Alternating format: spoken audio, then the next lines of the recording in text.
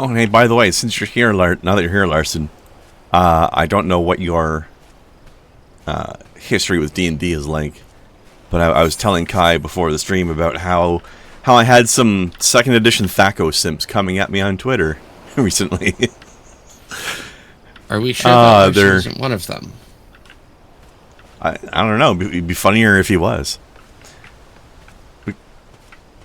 I mean, he wasn't one of the ones coming at me because he doesn't do Twitter, but he might be right. But one of the Thaco simps. Simp?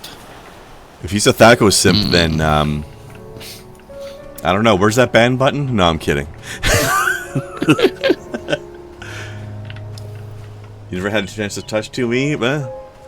Honestly, I think you should look at it just so that you know what it is that you're happy you're not playing. Also, I kind of want to get PDFs for original D&D and also Advanced Dungeons and Dragons First Edition, because I never played AD&D First Edition. I don't know how their system works, so I don't know if it's similar to other things or not. And I've technically played base D&D once, and I don't remember a fucking thing about it.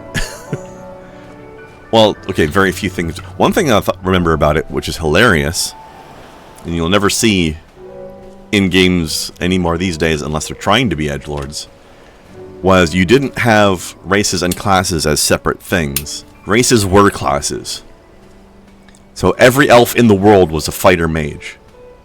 Every halfling in the world was a thief. That's not racist.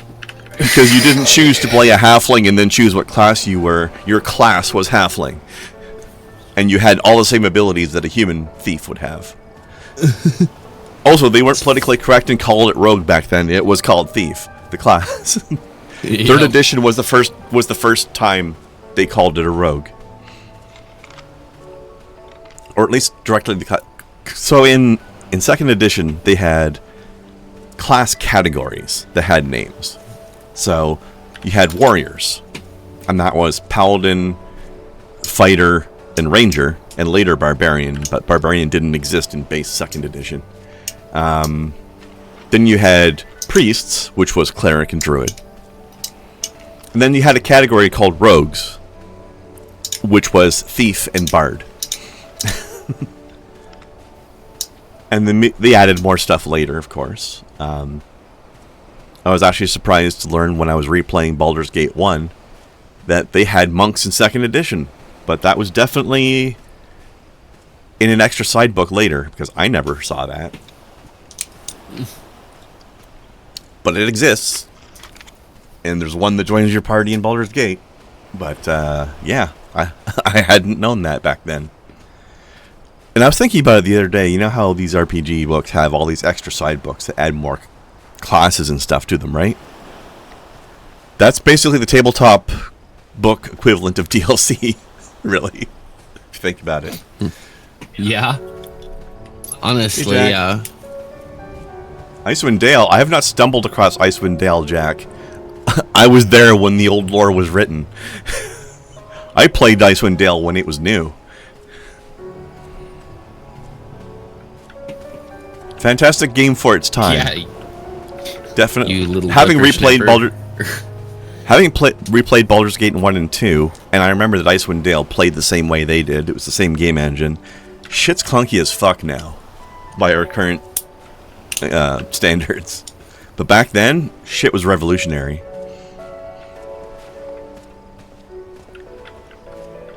Yeah, replaying those games was an experience. Yeah, I want to see how first edition and second edition work otherwise in D&D, because sorry, not first and second, first and first.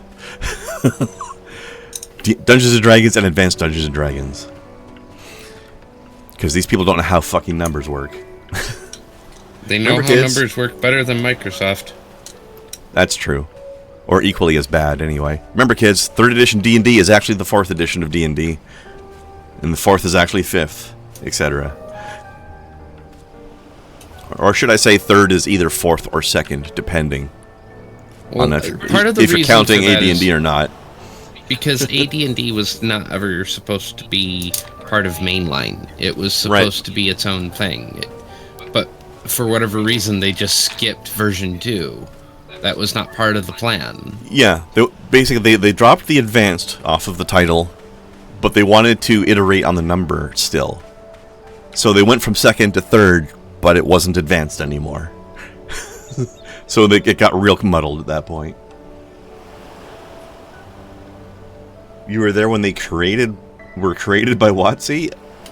No. I was there when they were created by TSR.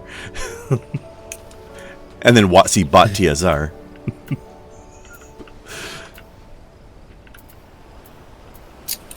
And this is how you fact checked in real time. No, I don't remember when WotC did that. Exactly. I do not remember the thing that WotC didn't do. We talked to the turtle. Yeah.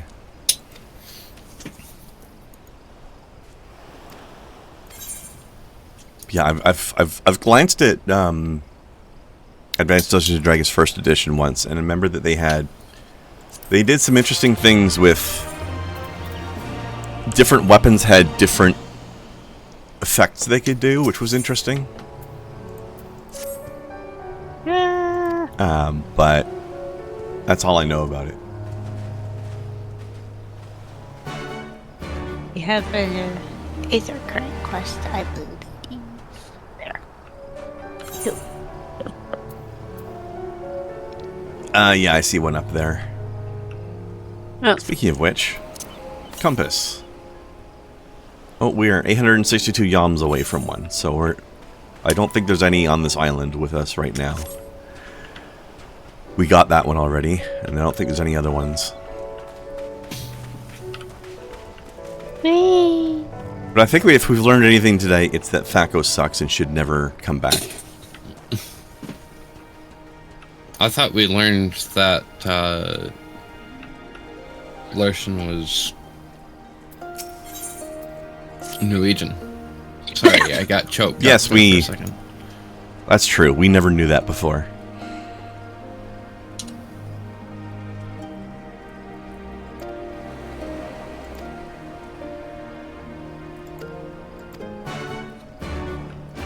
I would be much better at helping you untangle knots if we communicated more than once or twice a week. Right? The Devil's Cough. Obtain liquid hot magma. I'm sorry, game, but you can't say the phrase liquid hot magma and expect me not to be reading it in the Dr. Evil voice. Magma. That man single-handedly ruined / improved the word magma forever.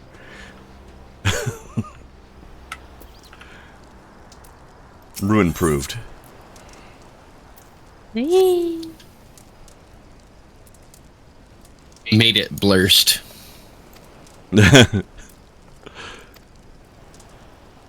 Sure did. There's a man by the name of Ikaruga there. Is he a fighter pilot? That's an obscure joke for people. Let's see who gets that one.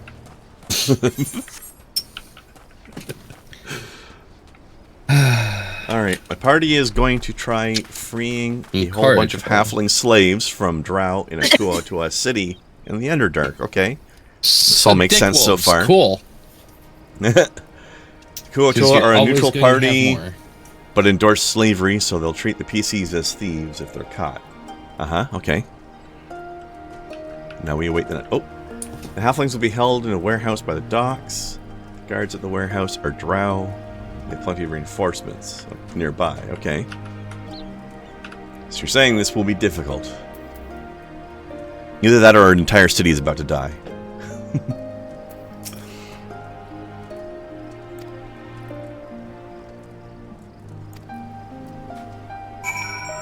By the way, while we're waiting for more information from Larson, I have to say, I think I've mentioned before in previous streams about how in Baldur's Gate 3 they have the Dark Urge option for the character, and how I felt very confident that I knew what the Dark Urge character was and why they were that way. I've been watching Jesse Cox play through that, Well, I'm also playing through one of my own, but he's farther through than me. And he has reached a point where NPCs have been reacting very strangely to him, and I feel like while my theory on what the Dark Age character is still correct, it's a lot more complicated than I thought. Like, I still think the thing I think is correct, but there's more layers to it than I expected. And I'm getting surprised and confused all over again about it. I'm real curious to see where this shit goes. There's so much shit hidden in that game. Alright. Parties do have local allies, most prominently a drow trading house. I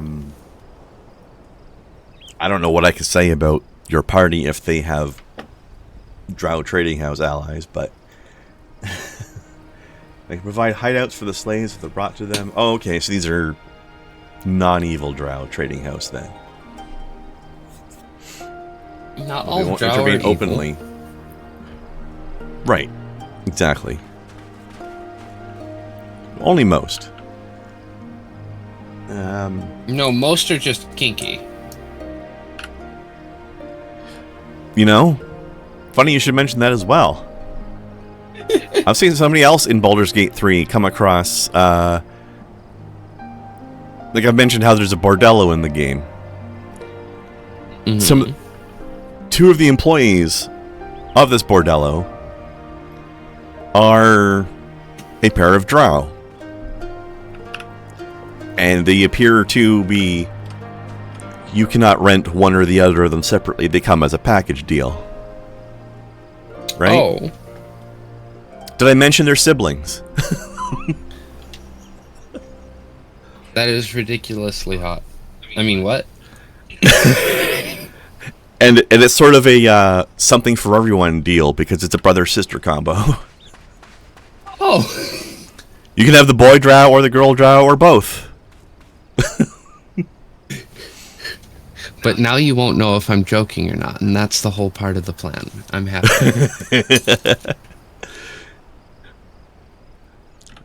Sorry, was that a banjo I heard in the Put your background? sister to the test. No.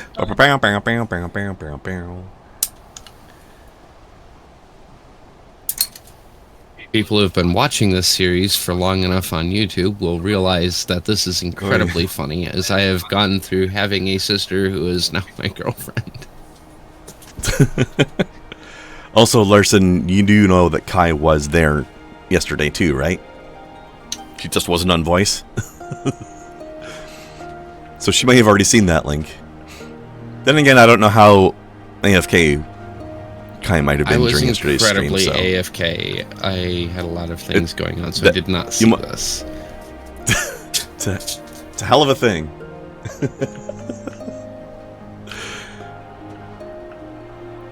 It's a hell of a picture. I don't know how my soul feels about Zelda as Cersei Lannister. And Link as Jaime Lannister. I have feelings. Well, Larson, she spoke just before the raid, but she also spoke at the beginning of the stream before you arrived, so... I'm sure she was wandering back and forth throughout the entirety. Correct. Alright, do you guys want to... Yeah, sorry, go ahead. Figure out how to unfuck this guitar pedal. I'm not sure how.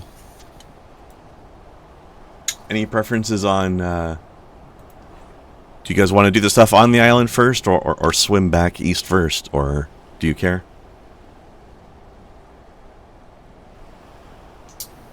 We've got a bit of an all-over-the-place questing situation right now. Especially with the event. Yeah. Oh yeah, I forgot about the event. What is the event actually? Let me hold on. Let me go back and look at what... It's in Limsa. It's the You New get Year's it? thing, I assume? Yes. Okay, I'm just looking at that picture again. You get like a tiny little Durgan chocobo. That sounds cute. Is Next time on Dragon Bow. Yep. We should probably focus on continuing stuff here, at least until we get a local Aetheryte that we can teleport to, because we don't have one of those for this zone yet. Right. We'll be getting one.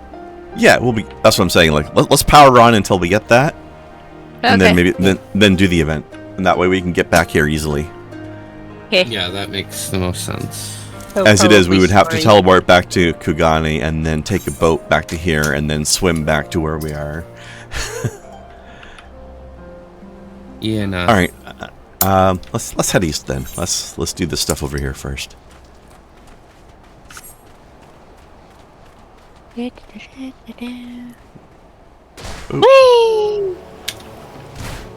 Okay, I didn't need that health anyway.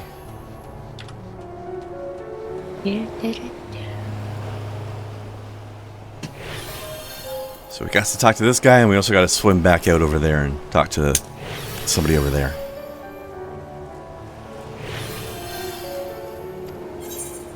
Wait. Okay, I don't remember. Hold on. Let's not do his thing yet. I don't remember where he's taking us. Maybe the mainland? To where the... Yeah, where... Oh wait, he takes us over to where the mainland Aetheryte is, right? Yeah. Yes. But then it'll be a pain in the butt to get back here if we do that. So we should leave that until we finish the side quests first. So this way, ignore that guy. Tell him no. Okay. And we will go this way. I forgot that he was trying to make us leave this area already. Okay, this way.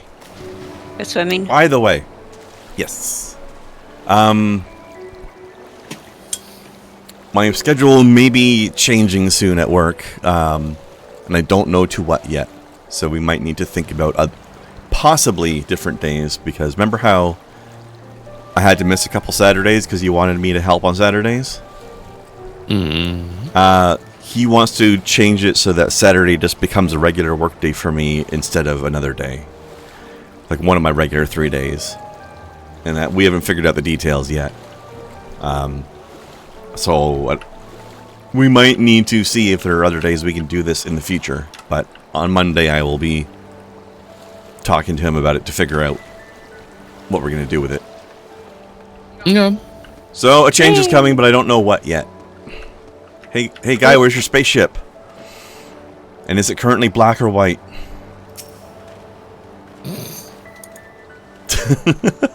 Kai got that joke.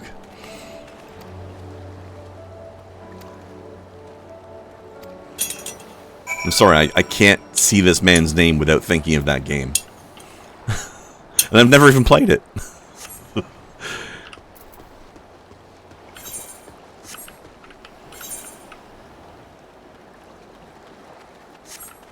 Okay. All good? Yep. Okay. Appear to be. That's not Zelda and Link. That's the main characters from the Coffin of Andy and Laylee. I assumed it was supposed to be Zelda and Link because you brought it up during a Zelda stream. And they look a little bit like Zelda and Link. If the artist took a lot of artistic liberties with it. I don't even know what the Coffin of Andy and Laylee is. Never heard of it.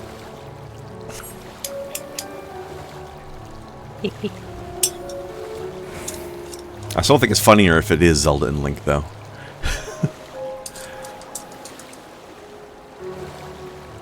But yeah, so my boss wants to basically swap around my thing. Like right now, I'm doing 2 dishwasher shifts a week and 1 line cook a week, and he wants to reverse that to 1 dishwasher and 2 line cook. So we just got to figure out the nitty-gritty details of how to lay that out. So this either means that you are really good at being a line cook, really shitty at doing dishes. Or, alternative option, it means we have plenty of dishwashers but not enough line cooks. Because I will have you know I am good at both of these things, thank you very much. But yeah, initially his idea was to take my Monday, Tuesday, and Thursday and change it into Monday, Thursday, and Saturday. And I was like, oh, fuck no. I hate that.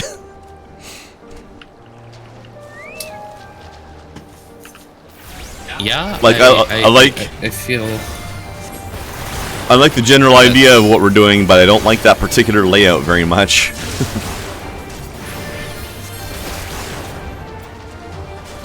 I do not want all 3 of my work days to be free-floating apart from each other like that.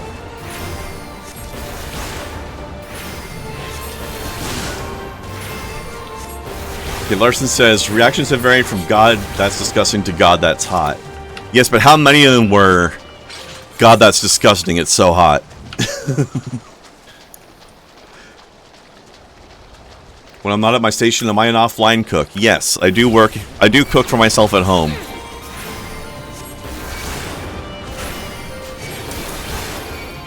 So cooking at home would be offline cook. You're just cooking at the home internet. Yeah, there you go. I don't know. Yeah. Something like that. Oh, good. A quest in the middle of a fate. Oh, shit! What? There's a whole ass Rika in chat. Oh, an entire ass Rika. Whoa. Damn.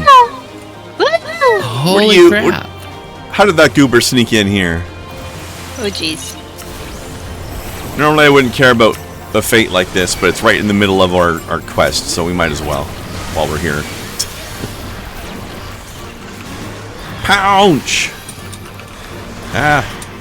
Puddle of danger.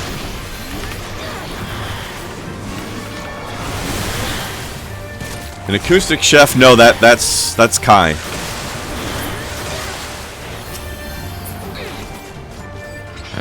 I'm an acoustic chef? What? If you disobey an order, are you an out-of-line cook?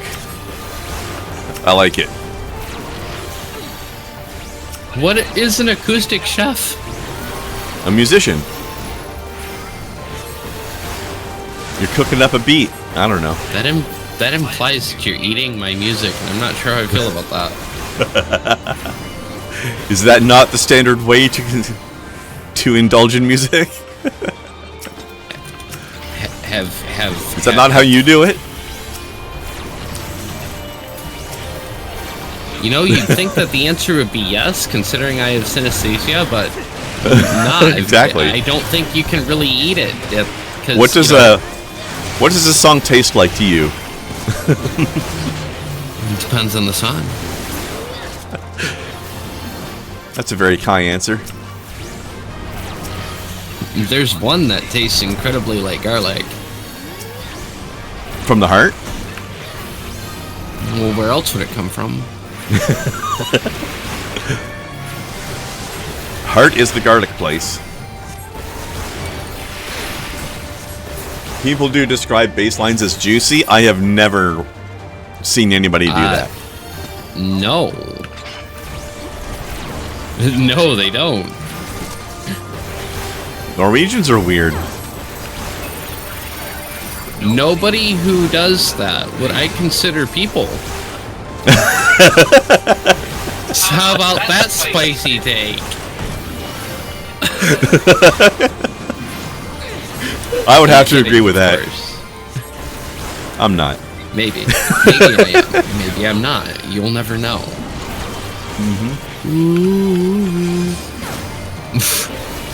I have a song called Daughter of Loki. I'm feeling like living up to it tonight. I will never lock my windows, Rika. How are you going to sneak in if I lock them? I mean, what? When I say... Okay. I have thought of a guitar solo as savory. However, that is not the same thing. Savory is not necessarily a flavor, my guy.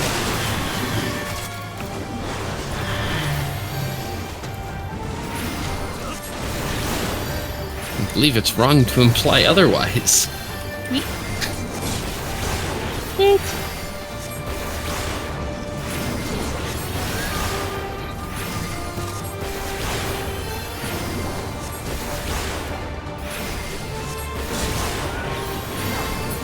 That's squishy. Get out of here, Fate. Woo! Oh my god, I'm a blonde one away from level 68. I was just hit 67. It's so sad that we won't be able to play this for much longer. Isn't it?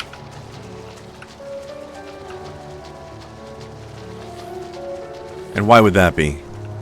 Won't be able to play it after 69. We can just turn your XP off. I know. Can you? No. Not that I know of. Also, you wouldn't be able to advance in the story if you did. Because quests have level requirements. Larson, you have no facts or logic that can counter that savory is not just a flavor. Something Larson, that is savory is something that is worth savoring. It is not necessarily something that you are savoring with your face whole that you use to make the flavors with. that sentence got away from you a little bit. I tripped the fuck all over that. Goddamn. It was fun, though. Although, Larson, remember, you can say that you counter our beliefs with facts and logic, but you forget you're on the internet where people's feelings don't care about your facts.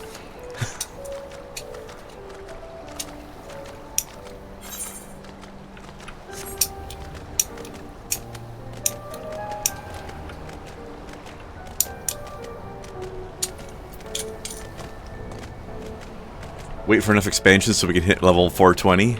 Yeah?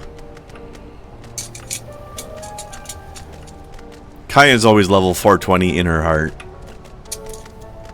I don't know if there's any magma on this side, but we'll get to some eventually. Mostly in my lungs, actually. I don't do a lot of heart hits. You should try it. Or maybe not. That might be a terrible idea. I don't know. I'm not a marine biologist. Me neither. I found some liquid hot magma. Yay.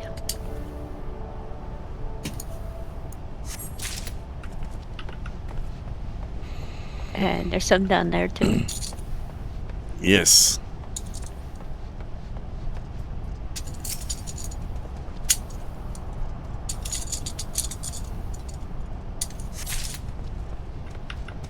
Who said anything about stabbing a heart, Larson? You're being silly.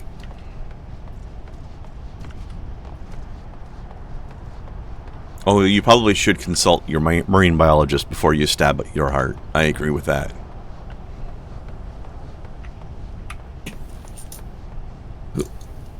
Is I'm not a marine biologist still a meme these days? I hope so. I know what the kids say. Listen, I'm trying to 48 years figure old. out- I know what the hip kids are saying. I'm so confused as to what Larson is getting at this point. I don't know, and he never finishes D&D story either. He said he wanted our help unraveling something, but never said what the something What was. he needed help unraveling. Like, he gave us a setup, but there was no punchline. No, you got sidetracked, Larson. We are capable of doing multiple tracks of thought. Is that not a Norwegian thing? Also, just Or because is it we get just because I'm sidetracked, autistic? our face holes talking about other things does not stop you from typing something different. You don't have to follow us on our madcap's chaotic sidetrack adventure. You just choose to, and that's why we enjoy your company. Kalima, yes, Rika, exactly.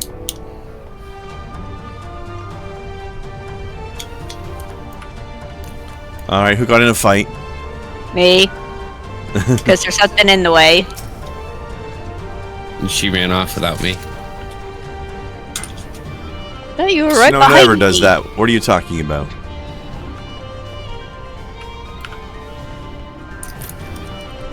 Although, hey, It's not right behind you. at least the game recognizes that I was not the one in combat, so therefore I'm getting my full 20-second sprint, even though the team is in combat.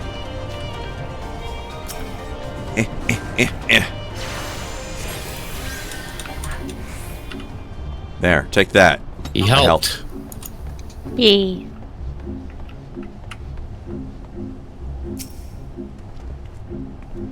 You need to find some plausible way to get the halfling slaves. No, sir. You're the DM. You don't have to find shit. That's the player's job.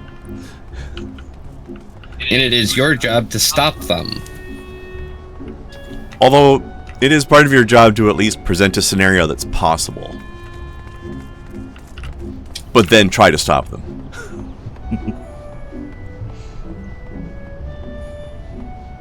Don't know where our other two things are. I don't know. One of them's over here, because I got one over here somewhere. I think it was around here, but I don't remember anymore, because I already have it, so I can't see it. But I'm still missing one as well. There should be one down here somewhere. There's one over by the crater there. Okay, that's the one I got then, because I don't see that anymore. Ah! As for the last one... Didn't aggro on me?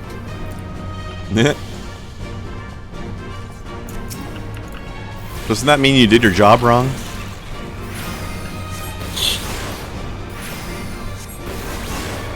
Just saying. That's squishy. I helped. It's a flatworm.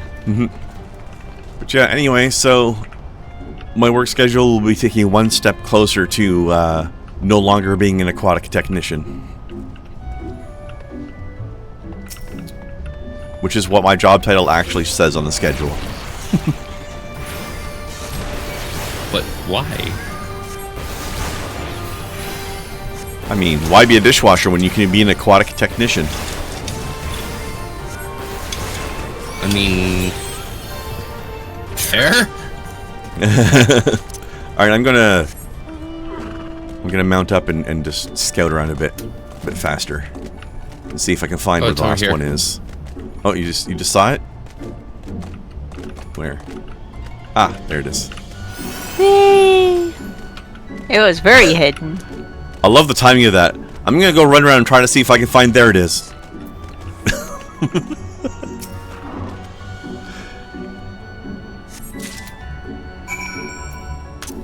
I was useful. Yee! Yeah, having a plan Z is a good idea, Larson, or at least a way out of the situation in some way. How to do Okay. that is just time skip, but penalize them. If you can't figure out how to do this on your own, then I will do it for you, and you will not like me for it. It's pretty simple. Potentially.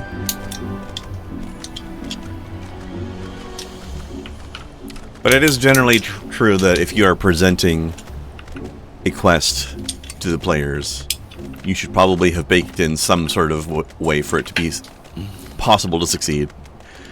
I will agree with that. Like, But it should ideally, be possible multiple to ways. Succeed. It should be possible to succeed, but it shouldn't be your job to make it possible to succeed. Well, actually, yes. Or at least create the quest in a way that the possibility exists. Well, obviously, yes, but that's not the same thing. Yeah, like you're not there to guide them to the solution. Right. You're there to Making it- present the scenario to them. And then wait for them to solve it.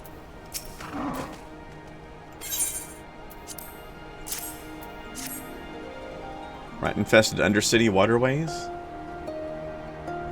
That's a classic. Just gotta watch out for those Skaven.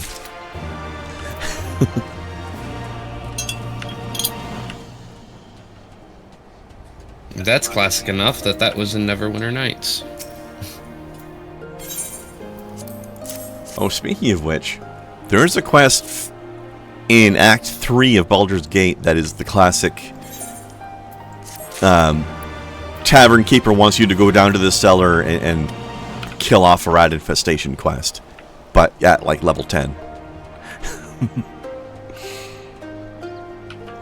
And it's even better. It's not even like the classic D&D giant rat scenario.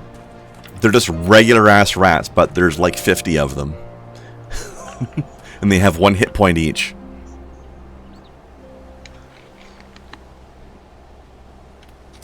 I thought it was a good goof. There's also a lot of spilled, like, wine barrels and shit. So you, with one fire spell, you can wipe out all of the rats at once. in one big, gigantic, glorious swoop of ignited alcohol.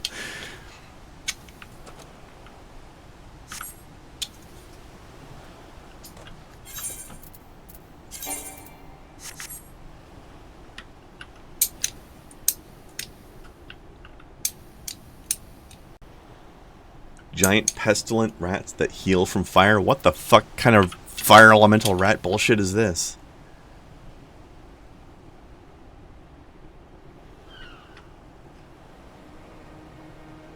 Also, Rika, that is now the second time that phrase has been said today, and I love it. The classic, I didn't ask how big the room was. I said I cast Fireball. Love it. Though to be fair, we said that earlier before the stream started, but still. A classic. It's wizard time, motherfucker! Fireball! Nope. Now, I don't remember what the description of Fireball specified in 2nd edition, but I remember, for whatever reason, maybe it's just because explosion, but there's always that player who assumes that Fireball is the same thing as, like, a rocket launcher, and that it's got concussive force behind it. But I remember that 3rd edition very specifically says there is no concussive force, it's just flames. And you always get that player who thinks otherwise. Well, yeah, because a fireball is always shown in media as being, like, getting hit with this wave of heat that throws you backwards and shatters windows and stuff, yeah.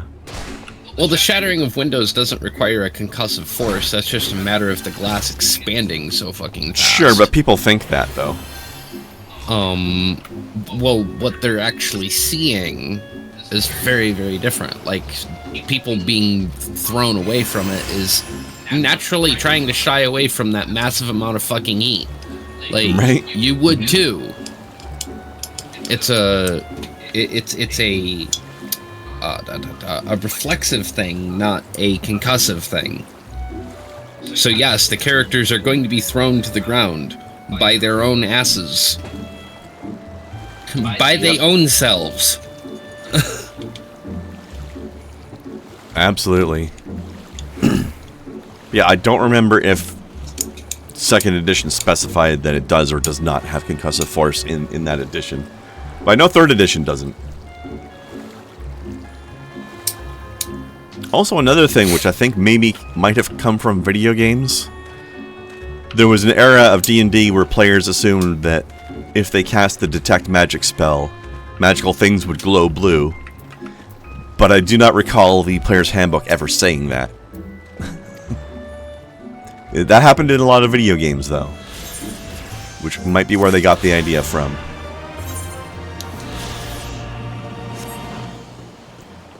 Gumoji. Although, you know what? I could, actually, just find out right now by consulting this 2nd edition D&D Player's Handbook in my hand right this second. Let's find out, shall we? I think we should. For the science, you know? For science.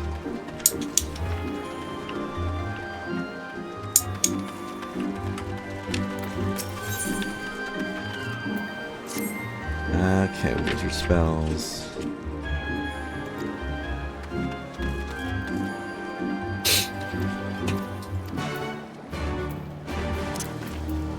Oh yeah, the other funny thing with 2nd edition.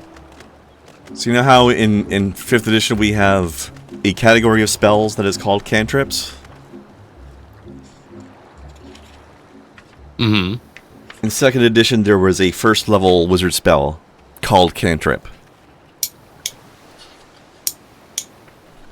And cantrips as a category, as we know them now, did not exist. Because what cantrips are now is basically a 0 level spell that is weak, but you can cast as often as you want. That did not exist in 2nd edition. There was no such thing as a spell you could cast as much as you want. Everything was spell slots, and nothing was lower than level 1. Okay, detect magic.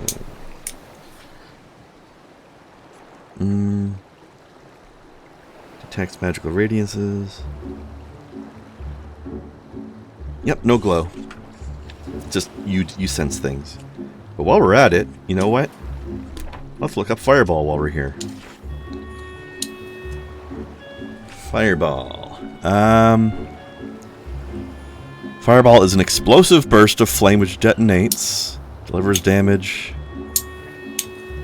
The burst of the fireball creates little pressure and generally conforms to the shape of the area. Okay, so a little bit of pressure, but not much. It calls it an explosive burst of flame, but just in a sense of flame coming out of the center. So yeah, even in 2nd edition, it was mostly just, here's a bloom of fire, but not really a concussive blast. A little bit of pressure, but not that much. The pressure is going to be just from the natural aspect of it, but the majority of the motion you see from that is going to be reactionary rather than, or reflexive rather than reflexive rather than. Some objects might get pushed around a little bit, but that's just because of the way hot air moves around a room. Paper things are going to be thrown around a lot. Lightweight things are before they incinerate. Actually, it takes quite a bit for paper to incinerate. The heat will move it a lot. The heat will move it before it gets hot enough to catch. Some of it for sure, yeah. Although you gotta remember as well, this is very intense fire and supernatural fire, so it will get some of it faster than a proper natural heat would, but yeah, some of it would get pushed out. It still has to reach a certain temperature. It's still going to be governed by the laws of thermodynamics. Yeah. Alright, do we have all our side quests? I think so. Oh. That's a really cool let's get out of drawing. Here. What's a cool what? Sorry? Drawing. Groin? Drawing. Oh. Jesus. I haven't looked at it yet.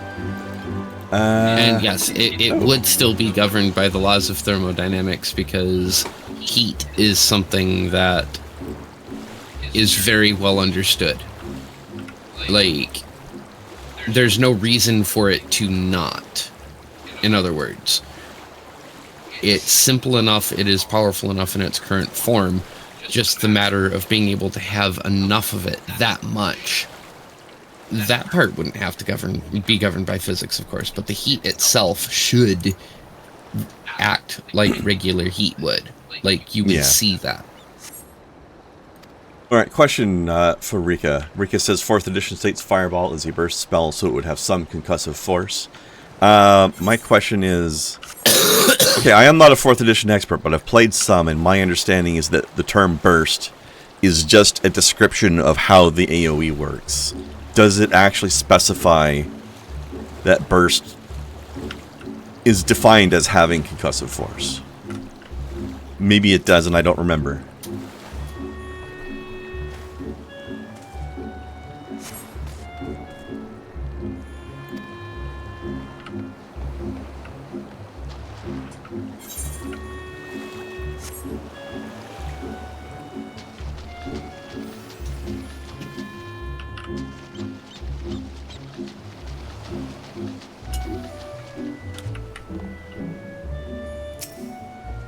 But yeah, so 3rd edition Fireball doesn't have any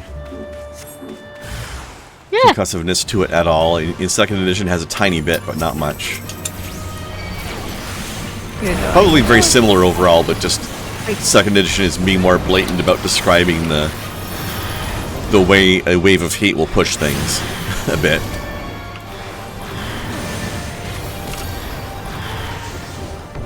More like Kai said. Okay, yeah, so.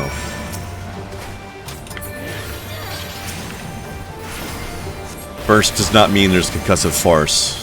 It's just the description of how the AoE is shaped. Okay.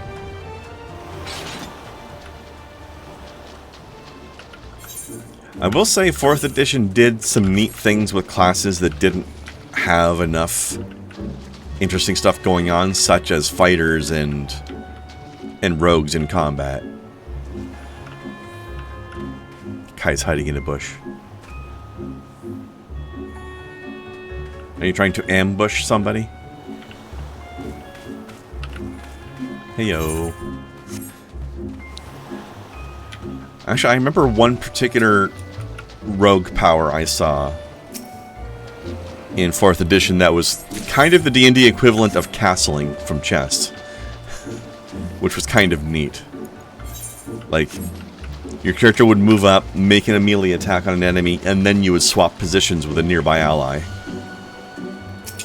So you could, like, go up, doink the enemy, and then jump behind the fighter.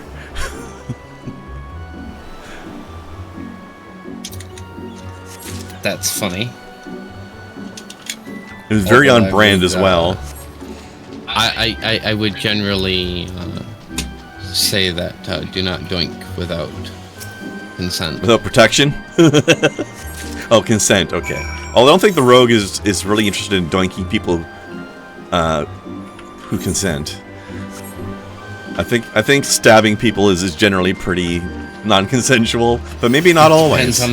Depends on the kind of stabbing, and Although, I think most rogues would be trustworthy to make that distinction. Speaking of which, yes, I'm going to tie this back to Baldur's Gate 3 again. Of course you are. There is a character in Act 1 who I have recently encountered who offers you a BDSM session. Because this person is a priest of the goddess of pain. Who, and here's the interesting twist, the goddess of pain is an evil goddess. But this guy is very polite. He asks you for your consent. And he makes it like he says that pain is a very intimate and loving thing, if done correctly. And he's very sweet about the whole thing, and if you say yes, he thanks you afterwards. He's very nice about it for a cleric of an evil goddess. He's just a pleasure, daddy. And if you survive the experience, because it essentially comes down to, as far as game mechanics are concerned, he makes 3 melee attacks on your character. If you survive this, you get a buff that lasts for a while, where you get combat bonuses when you're below 30% of your health, because you have embraced the pain. Yeah, lawful evil, that's true.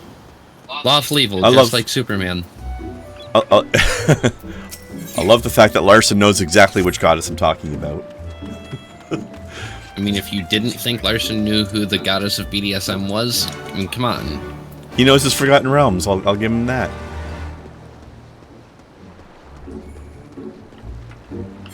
Oh, this is a Norwegian bookkeeper. If you didn't think he was kinky, you haven't been paying attention. Oh, I was never in doubt about that.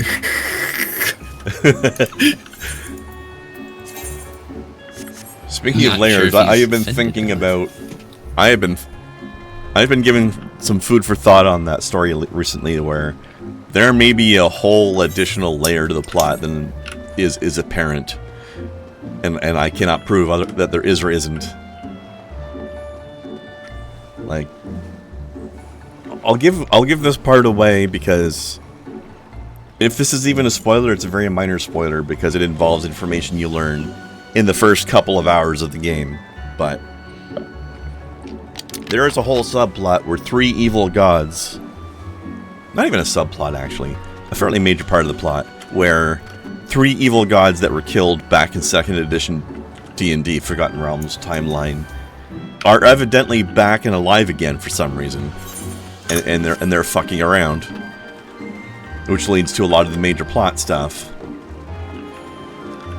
And I've recently been given reason to believe that it is entirely possible that they're actually not alive again, and the entire thing is a giant deception. And I don't know if that's true or not yet. And I've beaten the game, and I still don't know if that's true or not. I cannot prove that it's not true. Bane came back to life in 3rd edition? Yeah, but how about Ball and Merkel, though? And do we know for sure that they did? He burst out of his sun like a xenomorph. So Bane also did the Ball spawn thing? There's Bane spawn as well? I don't know. Alright, are we good to roll?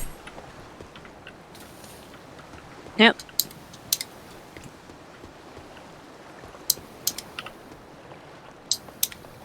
I will take the clicking noises as a yes from Kai.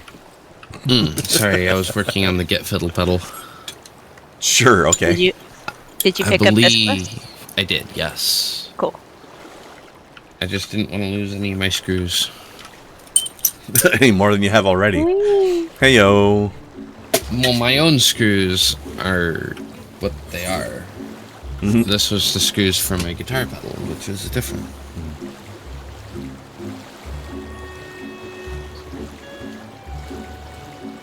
Where did I put my bowl? Mm. Yeah. Oh, Kai, I think you might know enough about the characters in Baldur's Gate 3 to be amused by this. It's like I've been doing with my Dark Urge playthrough. I've decided to embrace the Dark Urge and just play outright evil. And this has led to... There's a thing in the game early in the game where you make friends with a grove full of druids, and you save them from a goblin attack. And then you can go find the goblin camp and wipe out the goblins. You can also make friends with the goblins and wipe out the druids. And I did this on my evil character. And Karlak and Will immediately left the party permanently because I've shown myself to be a serial killer. It's just an asshole. Right? Guess who had 0 complaints about me murdering an entire grove full of druids? Lae'zel, Astarion, and Shadowheart. They didn't give a fuck. In fact, guess who had Guess who had some encouragement and commentary on my Pain Goddess BDSM session that I participated in? Astarion and Shadowheart. Of course. When the guy asks you if you will consent to doing this, Astarion's like, oh, please do it. Please, please. And then in the middle of it all, Shadowheart's commenting on the man's technique. Oh, gods. But yeah, so out of the 10 possible companions you can get throughout the game, I have already permanently alienated 4 of them. And by alienated, I mean pissed off 2 of them and murdered the other 2. Oof. Because if you're playing Dark Urge, you can kill Gale in the first hour of the game.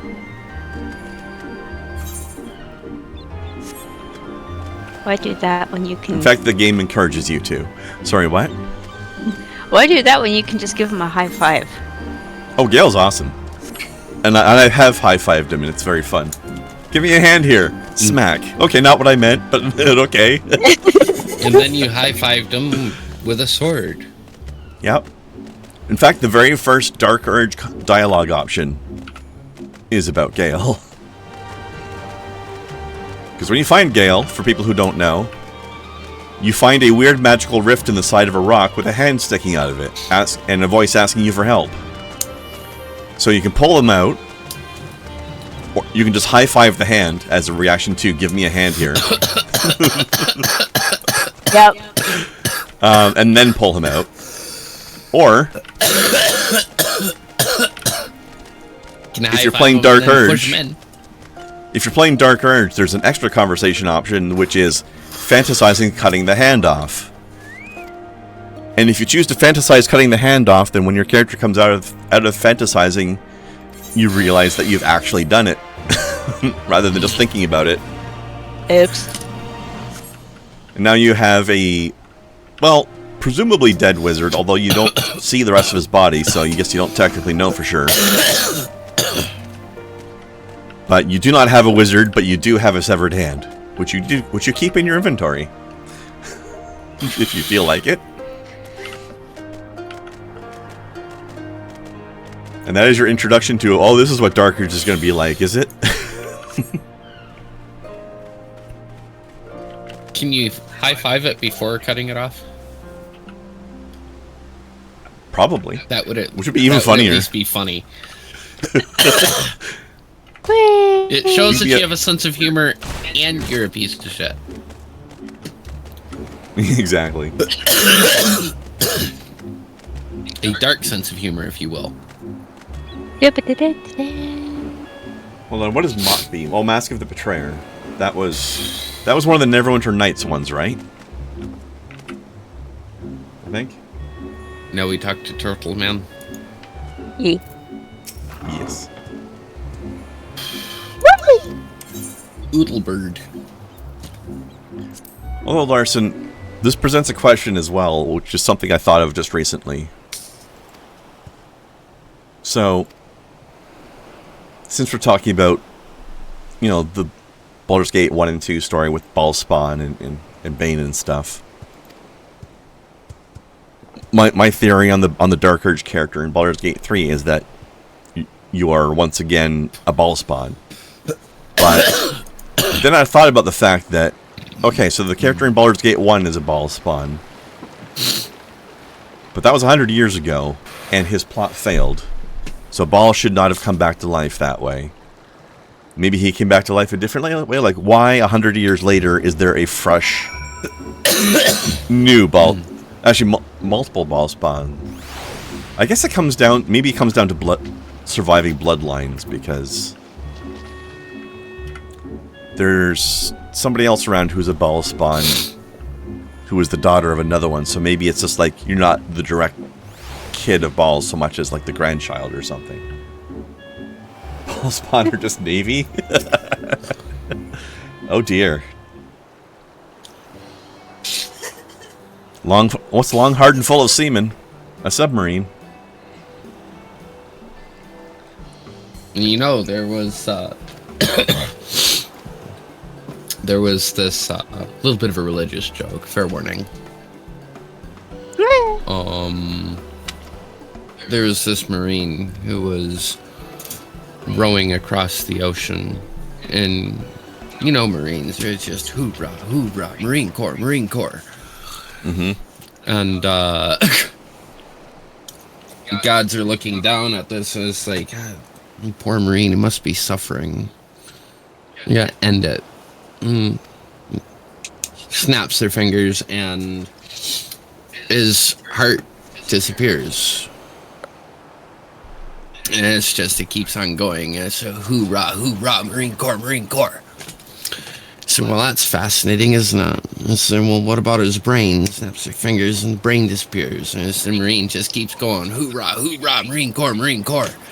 It's like, well, fuck, what are we going to do now? And it says, I'll take his balls, snaps his fingers, and suddenly it's like, in the Navy. Oh dear. Alright, hold on. Actually, Ball came back in 5e. I didn't know that. Did Merkel come back as well? And why? Do we have a why yet? Because in Baldur's Gate 3, it's implied that the Dead 3 all came back. But there's no explanation in the game, at least.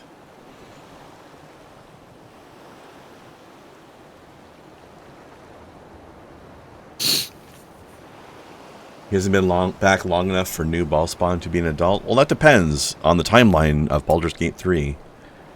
Like, Baldur's Gate 3 could be far enough into 5th edition that ball has been back for 20 years or so, maybe? I don't know.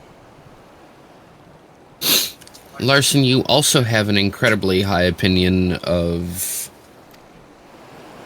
Breath of the Wild, and you shouldn't. So your opinions are questionable already. When it comes I am to really looking lore. forward to seeing what they're going to do with the next Zelda game, because they've said they're not going to make it the same as Breath of the Wild and Tears of the Kingdom. So I'm wondering what they are going to do. They could have gone with Tears of the Kingdom. I much prefer, like, polished Breath of the Wild over Breath of the Wild. Polish, it needed polish, and it looks so good now, and it works got it. a lot better. Such indiscriminate shows of force, pointlessly excessive. So much better. So much better. By the way, But I am curious to see what they will do. Once you get to the part where the voice acting starts, we should definitely pay attention to the cutscene. Right. And I just got there. Okay. Let us pay attention to the cutscene for now, then. Because shit's going down. If only you knew how commonplace such scenes have become. Are we too late? Over there, someone's coming.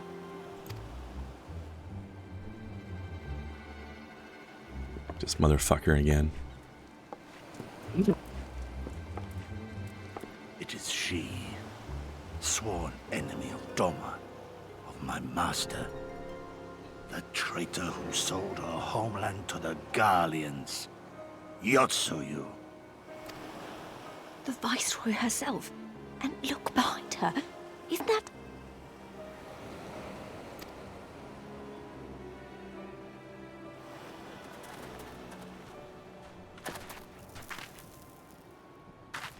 I want that pipe. Squalor everywhere I look. How very Doma. What I wouldn't do for a drink. Come now. You've no reason to look so afraid. You have lived through a quarter of a century of Garlean rule, remember? 'Tis better to bend with the wind than stand tall and be broken. Therein lies hope. Therein lies freedom. I come before you today seeking affirmation. A heartfelt declaration. You are free to answer me as you see fit, yet even the least among you should know the correct response. Should.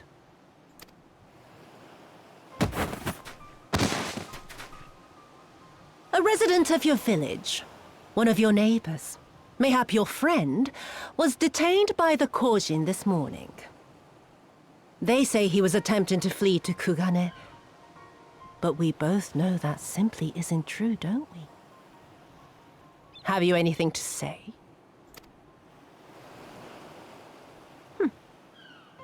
Bit slow, this one. Is there anyone more sensible among you? Have any of you anything to say? To swear? My lady, I swear to serve the Empire, to do whatever is asked of me, and never disobey.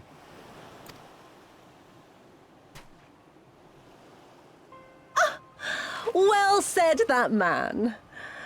Of course, it wouldn't do to simply take you at your word.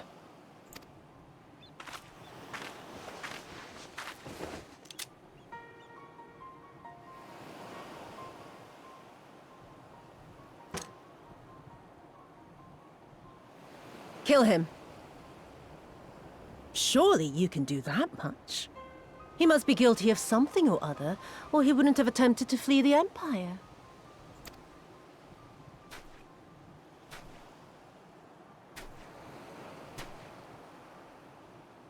I have a family. Kami, forgive me. Kami, forgive me.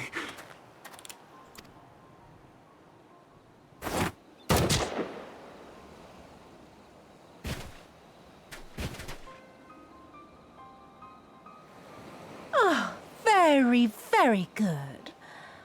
I've always had a soft spot for men like you. Next, I want you to shoot those two over there. Too old to work, you understand. A burden on the Empire. We can't have that. But they're my parents. You can't expect me to...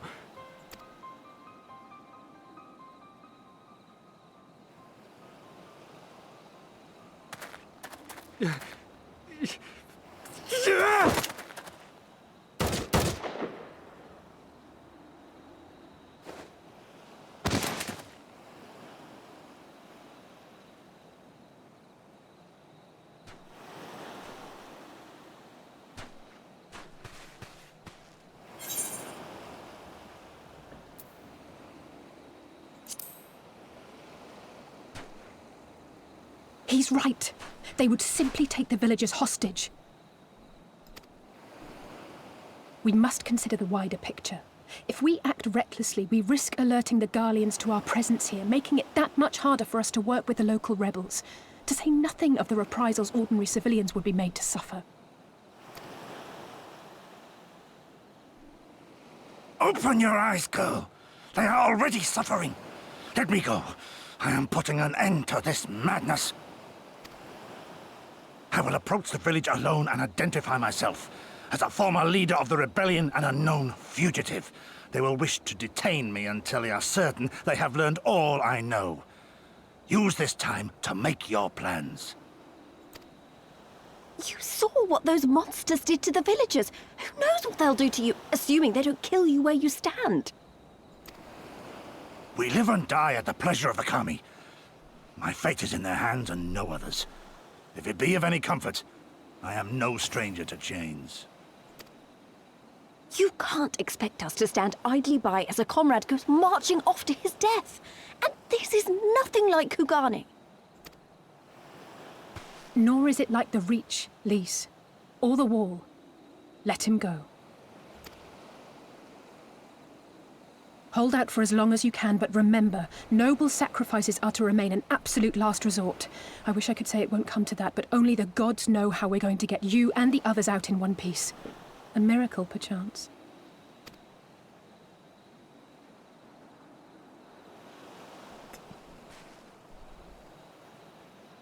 A great tower stands to the north and east. Look to its occupants for aid and succor. Together, you may yet find your miracle. Now, leave this place. I must go.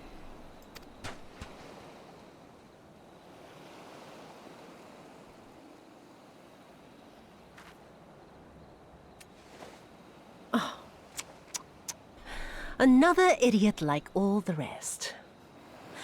I'm beginning to think it may be something fundamental. Something intrinsic. Something quintessentially Doman to ignore the simple truth. You can't do a damn thing if you're dead. Enough, Yotsuyu!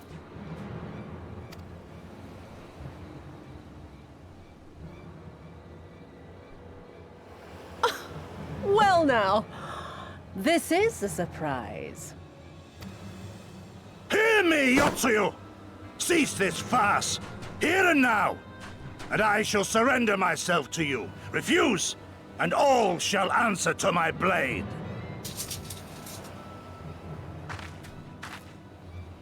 Bring him to the tavern.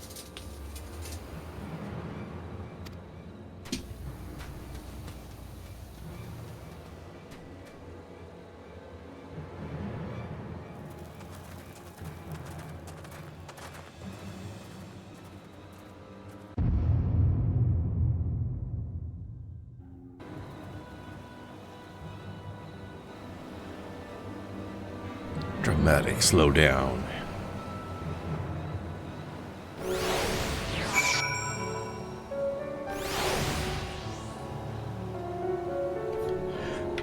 Well, she's a bit of a cunt, huh? Little bit. Yeah. Also, what a fucking bro, though, eh? Damn. I wonder if he made a mistake, though. Yeah. In this particular instance. This is going to be an incredibly parental perspective But if I have to see that fucking put a bullet in me, or I'll do it myself. You know? Yeah. That's a rough situation. That was a little closer to home than I'd like it to be. Shit got real very, very suddenly, didn't it?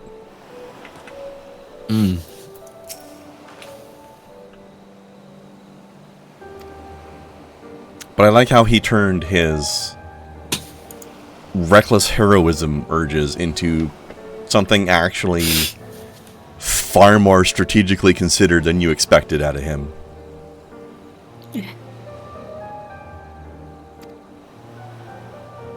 He's like, yeah, I know this is stupid, but it'll buy you time.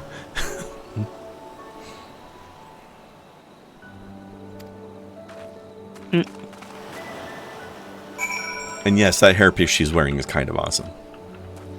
Sadly, we still have not gotten it in the game. Maybe someday. Also, Maybe.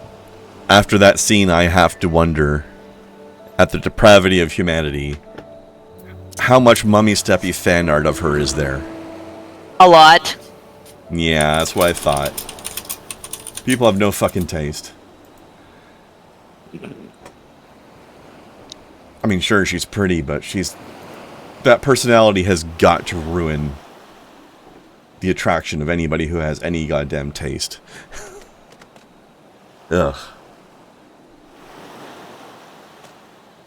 I don't care how pretty you are, if you are made of that much spite and poison, I don't want anything to do with you. She is definitely full of spite. That's for sure.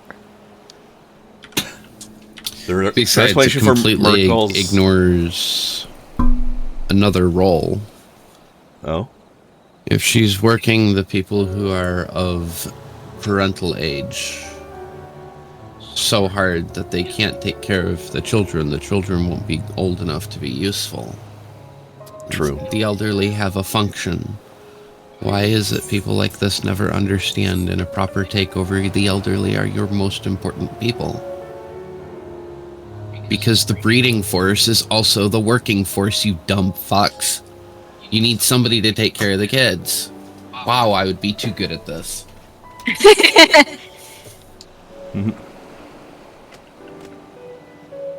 Look, I know how to do it, not that I would do it, okay?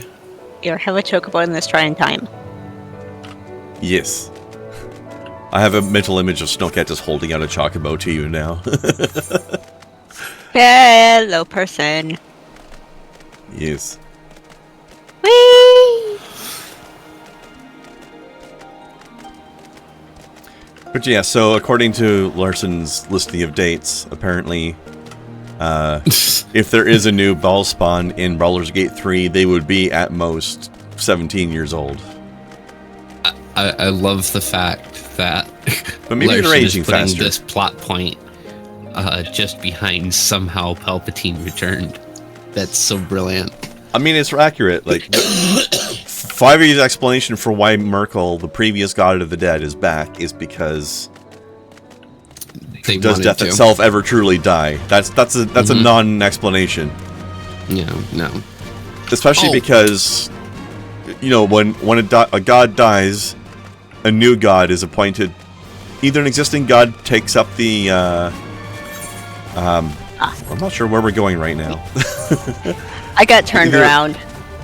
Either a new god takes up their portfolio, or either an existing god takes up their portfolio, or a new god gets appointed to replace them, which is what happened in Merkel's case. Kelemvor was a mortal human who is, in fact, because I read the story of how Merkel died. In fact, Bane, Merkel, and Ball all died to the same party of adventurers. One of whom was named Kelemvor and took up the mantle as the new god of the dead. So there's no reason why. Oh, you are death itself, so therefore you're going to come back to life and not die. But you don't have the powers of the god of death anymore, and in fact, you didn't have them when you died, because he died during a time period called the Time of Troubles, where the gods had their god powers taken away temporarily. So Merkel was a mortal human who just... Sure, okay, he was a powerful necromancer at the time, but he was no longer the god of death when he died. So this explanation of can death itself ever truly die is just doubly bullshit.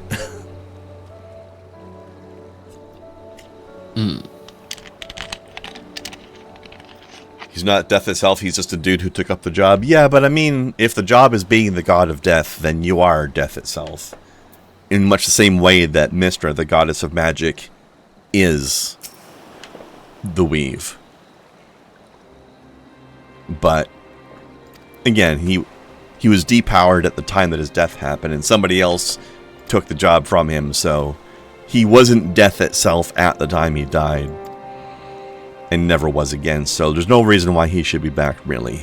Or at least, there could be an explanation, but they didn't do one, apparently. They just felt like it. I don't know. But also, I mean, here's a question for you, Larson. If Bane, Merkel, and Ball have all come back to life, then how the fuck does Cyric feel about all of this? He took up 2 of their portfolios.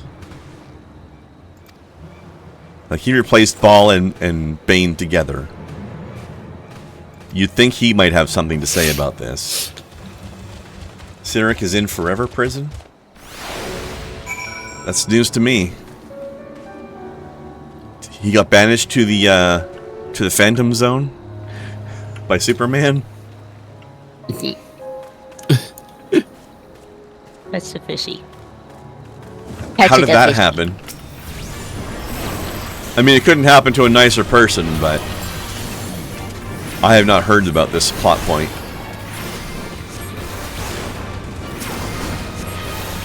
But if that's true, that might step on my theory earlier when I was talking about how there might be extra layers involved to this. Like, the whole time I've been wondering if the Dead 3 coming back to life was just a big lie, and it's actually Cyric the whole time behind everything.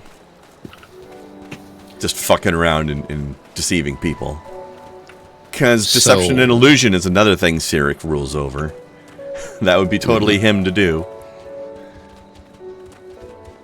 Rolling back a little bit, because of Larson's correct call out of the somehow Palpatine returned plot point. Right. I kind of wanted to bring up for a second, kind of excited for the upcoming movie. Oh, the, what was it called again? The director fascinates me. I like her. There's been this huge political thing because she said that she likes making men uncomfortable. But that when I heard about this, it was all sorts of, I wanted to know more. Okay, what was the context of her saying this? Because that doesn't seem like something that has anything to do with Star Wars. Right.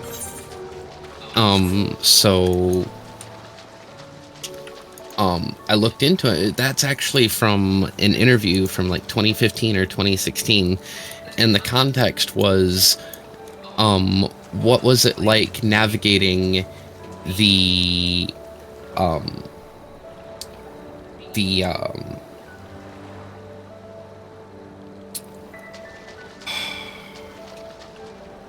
male-dominated science fiction, science fantasy sort of genre in that sort of sense, as someone who is Canadian Palestinian.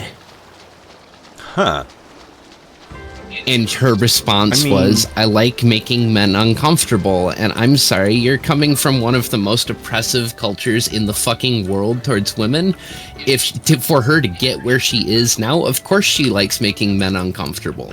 I mean, even if she wasn't in a position of power now, she would probably still enjoy being able to do that to some capacity. And now that she's got that much more capacity to do it, yeah, of course she's going to want to do that. But, like, think about this. Like, she has 2 different cultures. Canadian Palestinian, and she speaks it with that cadence, so she's still very deeply into the Palestinian part of her heritage. She fully recognizes that a lot of her freedoms comes from the fact that from the Canadian side, not the Palestinian side.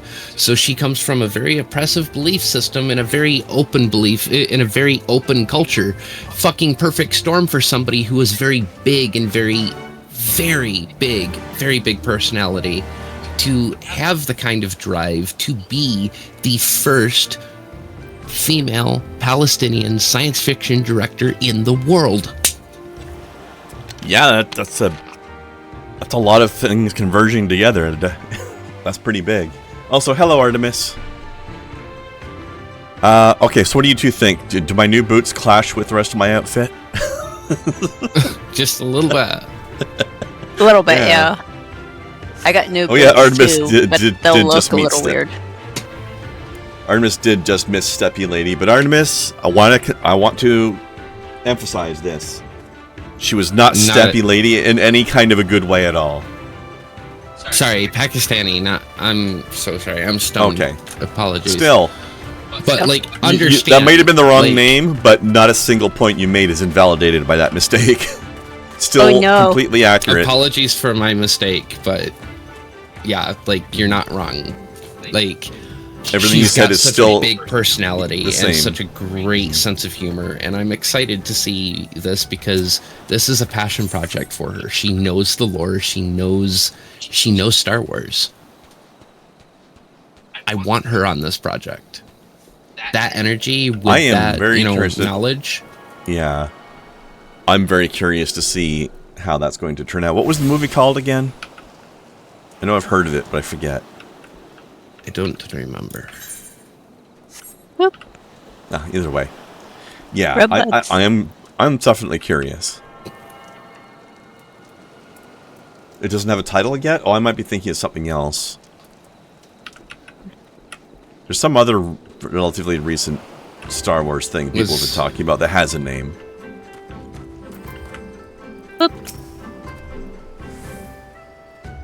It's the red butt on Crystal. After done. Yes. E. And then we can do the event. Unless you want to do it tomorrow. Or now or tomorrow. Either way. Now it's inconvenient, though, as we just got to the crystal. Larson, what's that other recent Star Wars thing that does have a name? What are you about to do, Artemis? What are you doing?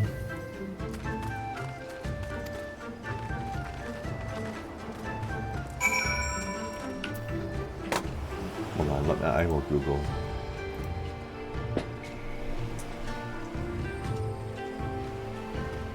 Was all needed was butt rubs. Yes. No, not Ahsoka. I think it's a 2-word thing that's not a person's name. I wish I could remember what it was. Hold on.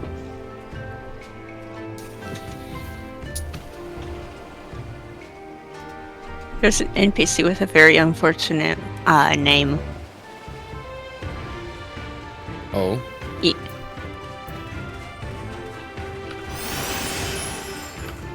Confederate? Yes, I agree. Very unfortunate name.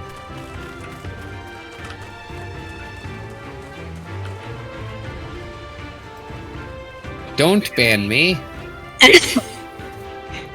I didn't know Bleach was in the game.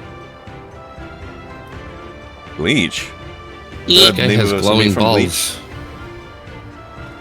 That's like one of their like ultimate attack thingies that they use way too fucking much.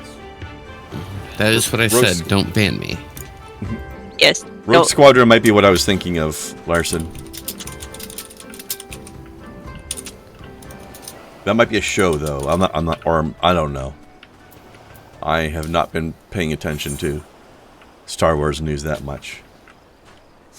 Brevna?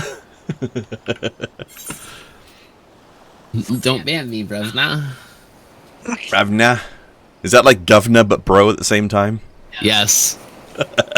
Yes. Oh dear. That's precisely You sound, what it is. You sound very pleased that I picked up on that. I am incredibly tickled. I'm tickled pink. You heard it here. You did what? You all heard it here. I'm tickling Kai's pink on stream right now. Lewd. In for free. Oh, gods. Yeah. Which is a rare thing. Normally she charges for that sort of thing. Yeah, but the conversion rate to Canadian's rough. It's true. Alright, you said the event is in Limsa? Yep. Okay. Let's go. Yum. For free Hey, listen, in this economy. If you want to make comments about for free in this economy, then why don't you, make it less free in this economy? We don't approve of conversion around these parts. Fair point. Or whatever the fuck it's called. I don't fucking remember. I'm stoned. That is what it's called. The Yeah, fuck is that sub. sword, That's what buddy? it is. Jesus Christ. It's one of the most Final Fantasy swords I've seen ever in a long time. Probably Dark Knight. And there's a it's on Viera. YouTube, then it's Actually, same character. It's on a Viera and a character named Soft Buns. Oh dear. Dude. Aft Castle. Yes, F Castle teleports.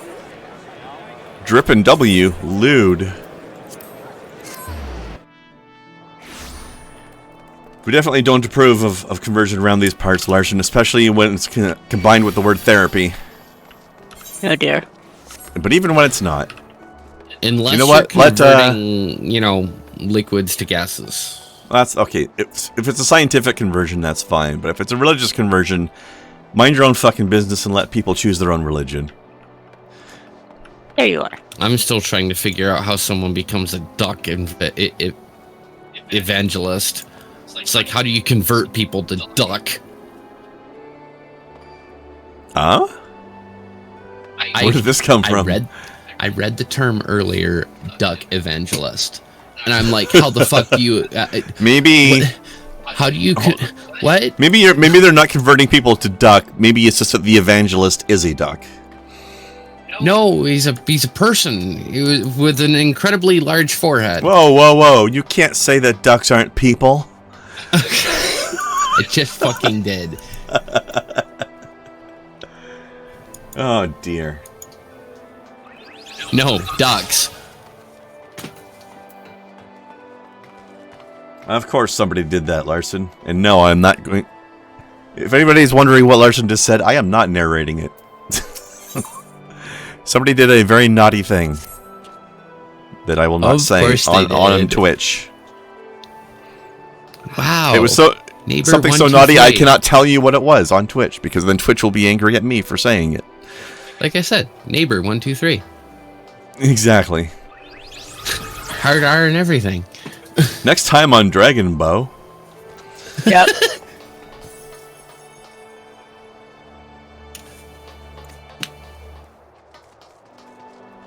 I'm impressed that they're actually putting out different variations of the similar seasonal events a year later, rather than just redoing the same ones. Running up and leaving Gran. No. Running up and leaving Gran. I'm still being talked to by Mr. Man. Rubio. Oh. Over her talking to the lady. Of course, the guy who's giving us the dragon-related quest is named Dragon. And so It's so cute! Or maybe it's just a title because of the event. Maybe they're all named Ryu something or other.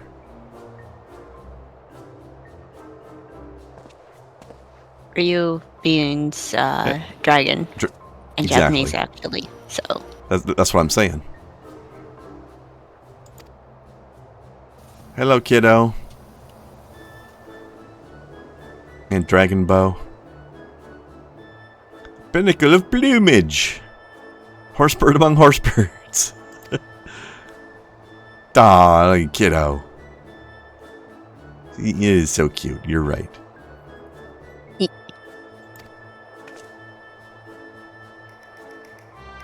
I need Durgenburb.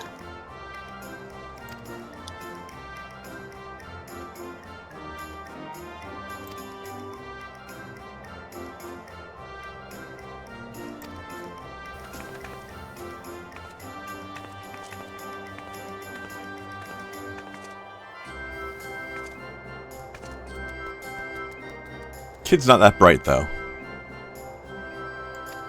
I mean, sure, the person didn't tell you what a Ryu is, but she said it was a combination of a Chocobo and a Ryu.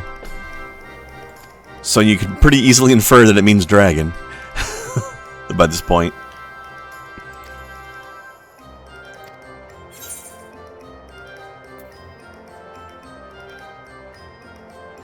You may want to talk more about the Ryu.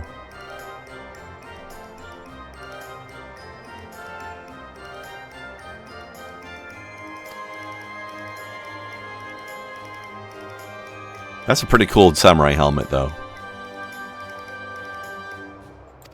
Each.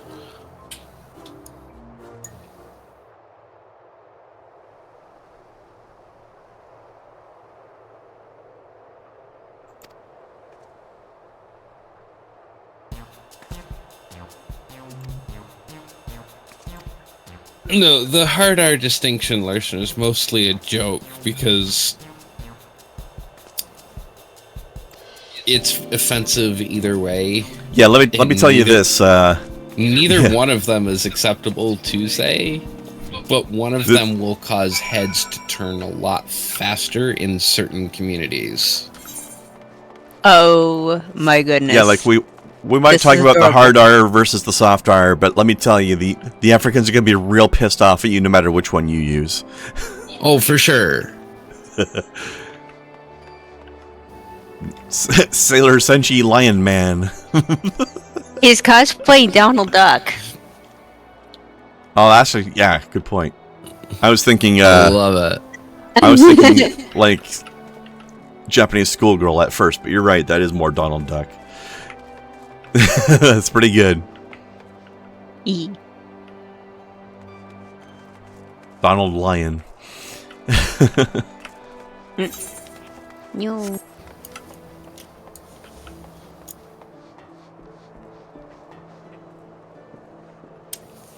Hello. Torg 4 West. It's a fucking hell of a name.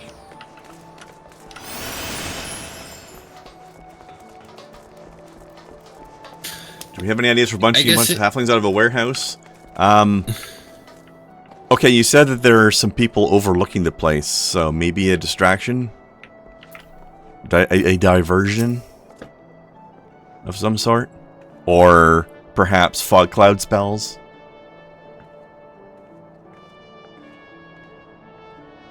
Mind you, a gigantic fog cloud popping out of nowhere suddenly is going to be real sus, but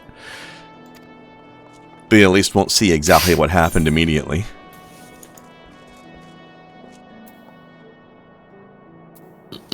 Can't reiterate this enough. It's dragon with googly eyes.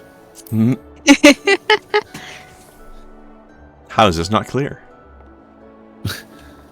It's like, it should be obvious. It's a small green dragon, googly eyes. Like, this should make it more distinct than pointing out that it's a chocobo in a costume. Which is actually the one I said.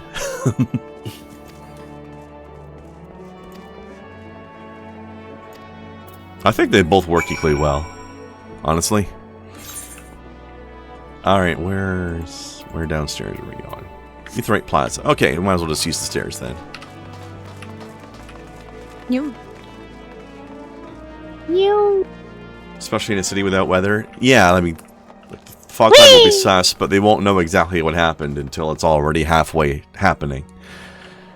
So, it could buy a little time. It would the have diversion them might be on better. It would have them on alert about the wrong thing, so they would be focused on it rather than Well, somebody who's causing this kind of disturbance is obviously going to need our attention immediately. Let's focus at the cloud, because that's where it's going to be coming from. That's... Think like NPCs. Oh, actually, that's not the way I was thinking of it exactly, but that is a good plan. Like, I like the idea of, let's pretend we're concealing something over here when it's actually happening over there. Mm-hmm. Yeah, I like it. Thank you for your help. Sorry, that's how you pronounce his name, right? Why are you saying Ohio with a Russian accent? I feel like when they wrote his birth certificate, they asked him his parents for their name and they sneezed and they wrote that down.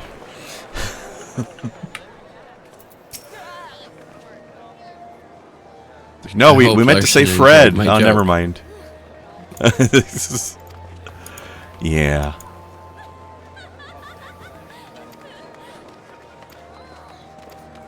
Me see PP. Yeah. I like Brazzers Addict over here.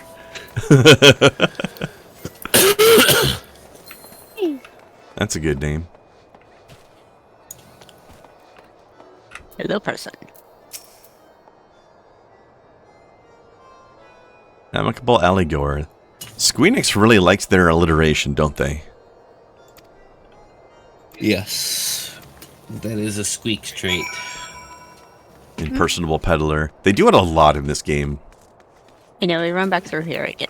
But of course, you already noticed that. Whee!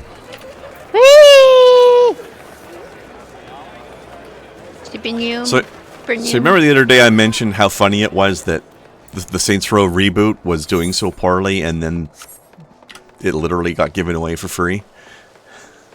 Uh-huh. I've been playing it a little bit. Because why not? It was free. Right. And you know what? It's not great, but it's not as bad as people say. I thought it was going to be worse. I'm actually kind of enjoying it. I'm also still glad I didn't pay $50 for it, but I know people who enjoyed it thoroughly at full price, so it's I've never understood all the crap. The story is fine. It's the gameplay lacks polish, but the art is really good. Although I'm a little bit sad about one thing, that they did Freckle Bitch dirty. Freckle Bitch is still in there, but for one thing, they went KFC with it. It's not called Freckle Bitches anymore. It's called FBs, which just makes me a little sad. Also, the Freckle Bitch is no longer dressed lewdly and no longer freckled. So false advertising. She's still very sultry in expression, but she's properly dressed now, which is sad. The biggest issues that I've heard from people not even really big issues, in my opinion, was that a lot of people were claiming it came off as incredibly, quote, woke. How? Oh, because of the multi-racial character group, probably. On the fact that you can actually quantify, dick physics on a female character. Actually, things like that. No, that's not in the game because they don't. There's no way to show genitals in the game. But you can have your boobies out. I've watched a friend of mine play it, and it was assuredly there, unmodified. Well, maybe on other characters, because you can't have your character's genitals out. It's not allowed. You have to... If your character is naked, there will be some form of censoring on the crotch. At least at character creation. I haven't gone through the plot yet. But you can't have your titties out. There's still a physics slider. Which is weird if they're not showing it, unless they do show it later in the game.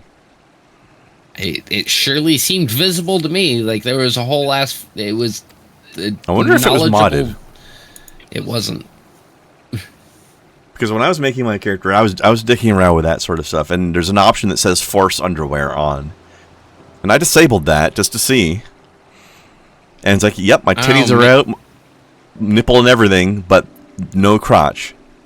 Maybe there was an update since then. I don't know. Sometimes they get weird. Because they have an option where you can have your... Yeah. They have an option where your character can be naked, but the game forces you to display underwear on your character anyway. But you can disable that. But you can, while you can say that I have no top on, it will still say if you don't have underwear on, then here's an icon that will censor your crotch. And you can't get rid of that. You can opt to have that on the top, but you can get rid of it, but you can't opt to get rid of it on the bottom. Because, yes, I'm one of those people that tried. I mean, of course you would.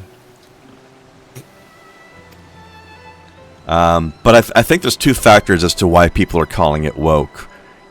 One, you can have a lady with a beard. And two, regardless of what your character is, you have 3 homies who are all different races. So that could be where the accusation of quote-unquote bad woke comes from. I don't know. There were an awful lot of comments about, gender-related issues. Not racial. That might be the maybe that's the ladybeard thing, or perhaps before a certain update happened, lady dong issues. Yeah. Oh, it's also one of those ones where you can choose what your character's voice sounds like, so you can make a female-looking character have a male-sounding voice, or vice versa. Yeah, and it's like the opinions of these people are the ones that I care about the least. Exactly. Is basically what I learned. And also the recent trend of games presenting you with character voice options without labeling them as male or female. It's just voice 1, voice 2, voice 3, voice 4, voice 5, and voice 6. And 1, 2, and 3 sound deep-voiced and male, and 2, 4, and 6 sound higher-pitched and female. I like how Palia did it. Oh? Yeah, they have, sort of a semi-traditional, bathroom door selector, but they're really ambiguous, and you're not really sure which one is which until you click it. Okay. Interesting. Oh, yeah, and the other thing they do is rather than selecting what gender your character is, you choose body type 1 or body type 2. Mm. And sometimes there's 3 and 4, which is just 1 and 2, but either chubby or super muscular or something like that.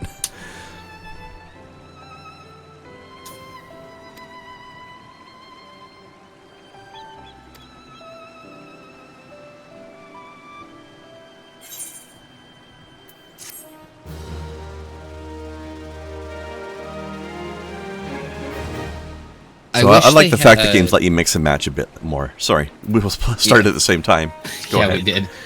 I wish they had more selections on how body fat would be oriented on a body. Like, you can make chubbier characters these days, but the fat all lays on the body the same way. That's a good point. Characters being very samey, and that's a good point, because we have all these sliders where it's like you can change your character's bust size and hip size and leg musculature and all that stuff. Why can't we do the same thing with fat distribution? Right. Also, before we continue, a personal thing. I just got to say, before we continue that, I got to say first, real quick, before I click off this quest exception screen, I love the quest title being called Unlike a Dragon. Because of the that game, the other game that's out there that's sort of like Japanese GTA called Like a Dragon. Mm-hmm. Unlike a Dragon. That's cute. Anyway, sorry. Go ahead, Kai. No, that was it. Okay, I thought you had a follow up. But yeah, well, I like these game options, and man, let me tell you, dung wiggly physics in games is definitely coming along.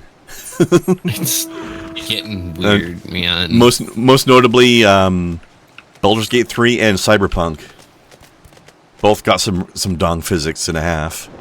It's getting weird. Yep. Oh, speaking of which, I became aware of a game the other day as I was watching a video about, like, here's some interesting sexy indie games you might be interested in video that I thought would be funny. There's a game, I forget what it's called, but your character levels up and improves their stats, not in the... Like, you are an adventurer, but your stats aren't like strength and dexterity and stuff. Your stats are like perkiness, jiggliness, fullness. It's all about the tits. Your character gets stronger by leveling their tits up. Sounds amazing. Now I'm waiting for Larson to tell us what the title of the game is, because he probably knows.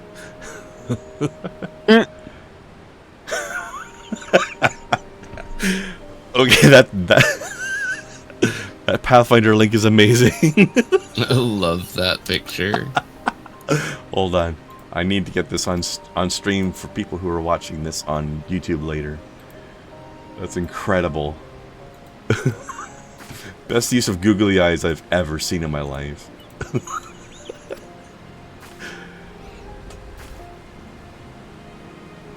Listen, as we talk about all this ridiculous shit while we're going through this event.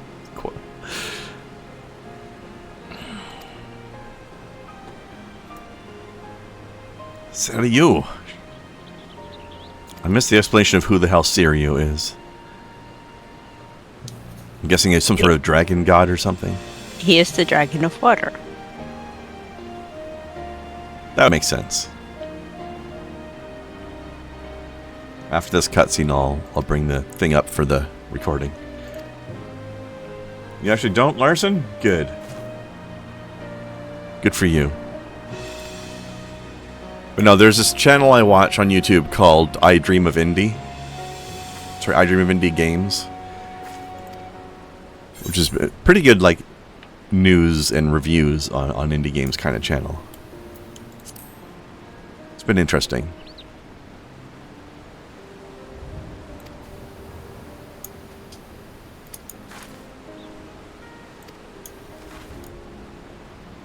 Speaking of which, Kai, did you ever end up playing that Succubus Castle game yet? What? A long time ago, I gifted you some sort of Succubus Castle Steam game. It was like a Metroidvania with boobies and stuff. Something like that. Scarlet the exact Maiden? title. Maybe? I was pretty sure the words Succubus and Castle were in the title somewhere. But I could be wrong. I have been known to misremember a detail here and there in my life. Look.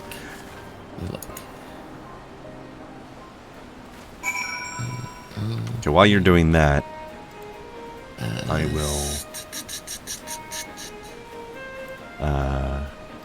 get this.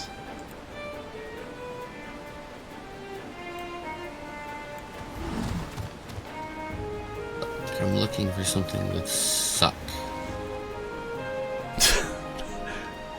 Okay then. And Like the dragon's like, ah! I have no succubus.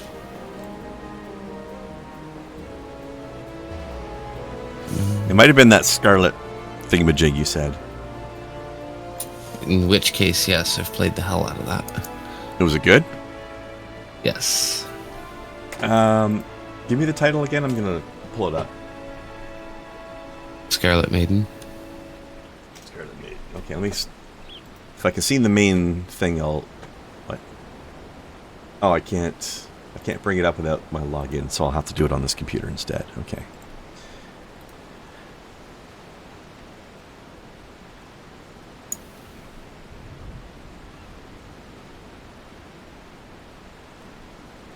Oh, you know what, Larson? I feel like that representation of Pathfinder with the googly eyes on it pretty much sums up how Kai feels about Pathfinder. It really does. I mean, I think that might be it. It certainly looks similar to what I was thinking of. But hold on, there was... Oh no, I was thinking of... That is similar, but I was thinking of Midnight Castle Succubus DX. Well, see, you had me looking in the wrong place. That's because I was partially misremembering the title. I knew I had Castle and Succubus in the title, I just missed the other parts. I thought that was the one I sent you. But it doesn't matter. Either way, they both look interesting. What was it called? Midnight Succubus Castle DX. It's very similar to Scarlet Maiden. Appear to have that game at all. No? Maybe it was the other one. It's bundled with Flip Witch. That looks interesting too. It's nice to see that out of the slew of games where people have made a half-assed game just for the excuse of having titties in it, they've made some games that have titties in it that are actually quality-made games.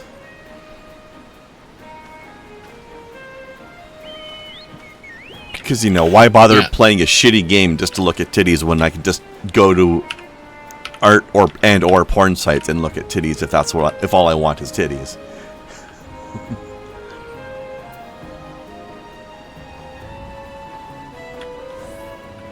No, if you're not here to have this game. Oh, okay. That's fine. I just got the two mixed up, I guess. They look pretty similar. They look pretty similar. But I'm glad you enjoyed the other one that you did actually get. Because I haven't tried it for myself yet.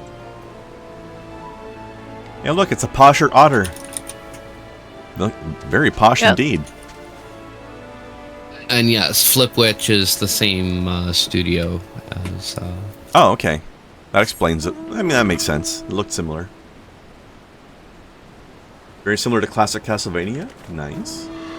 And, frankly, if Scarlet Maiden is as good as it is, then Flip Witch should be amazing. I mean, I know I've got it on my wish list. I haven't played it yet. I don't have it yet, but... And what is the concept of privating games you own? Like... What? I've never heard of this before. What the fuck are you talking about? What? Oh, Larson's being weird again.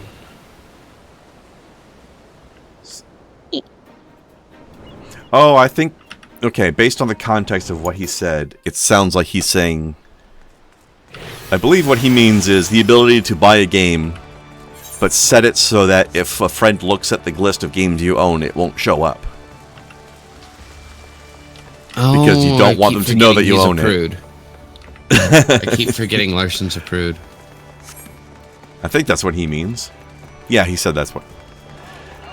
He doesn't want to be embarrassed. I don't think he's a prude. I think he's a shy pervert. He's a prude.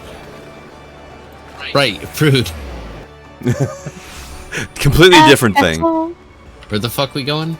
Aft Castle. Aft Castle. I think they're the same thing.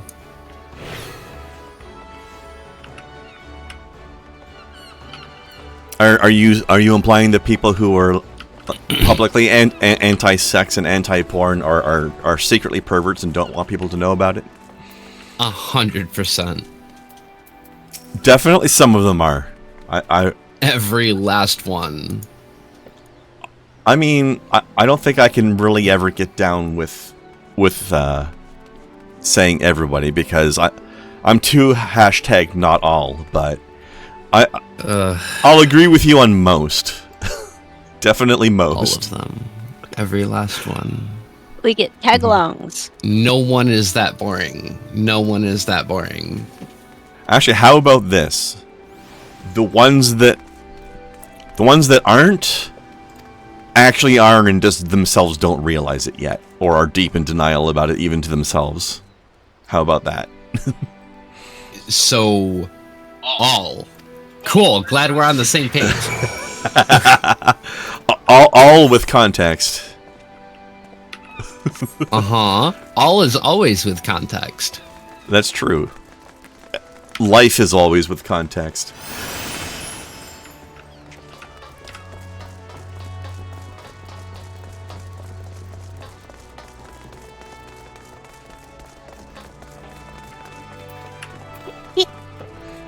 Ale Sipping Sailor. My brother-in-law's on my Steam.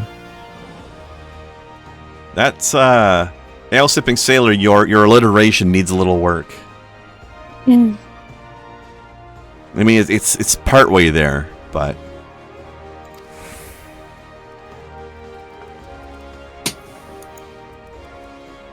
Don't be such an ass.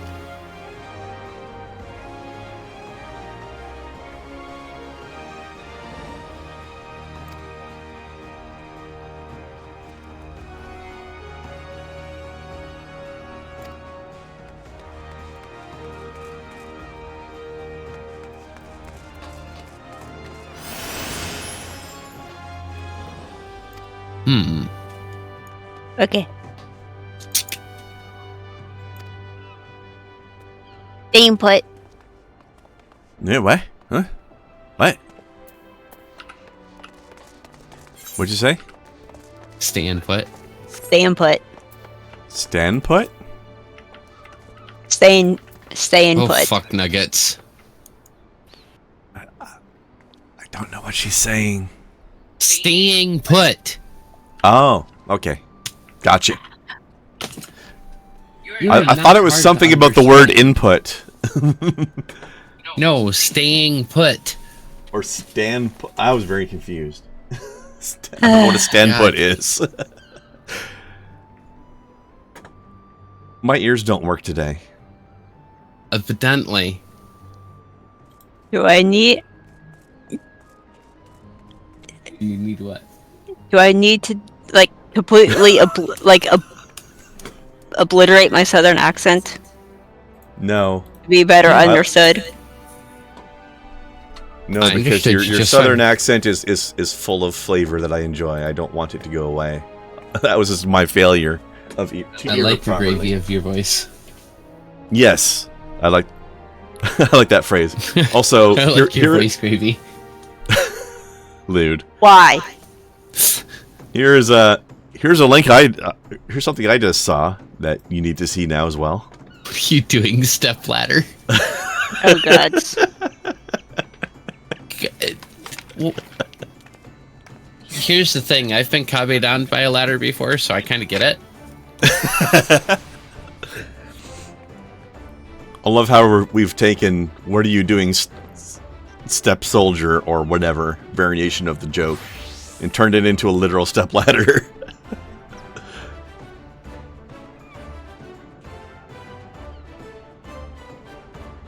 Well, seeing as I've been kicked, this might be a good time for a break. Yes, I agree. Let's do that. Yay! More coffee. Burb, everybody. Yay. Coffee and a smoke. And a pancake.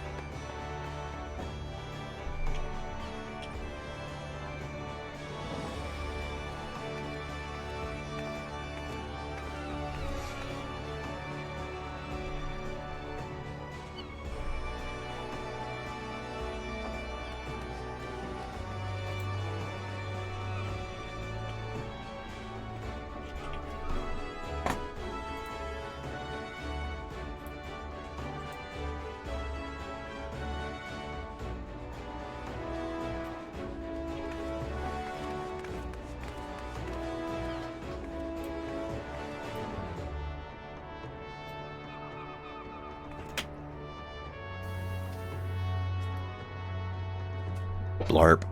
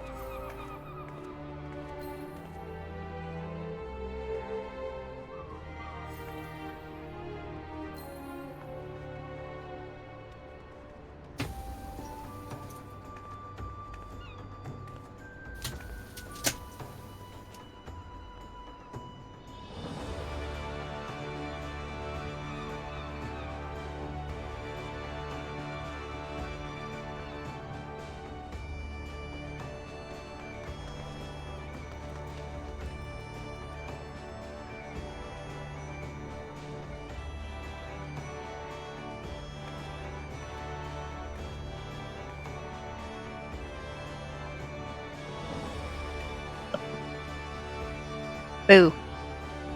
Ah. Ah.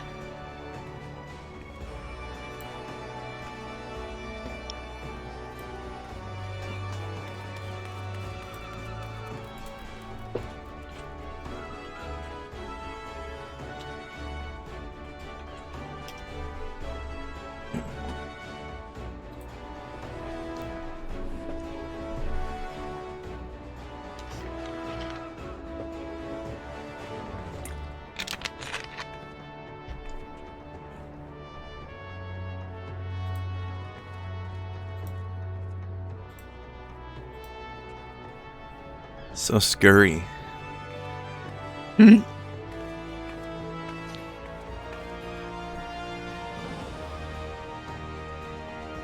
Kay is still on her smoke break. She will be back in at some point. She's doing a heck and puff. Hey.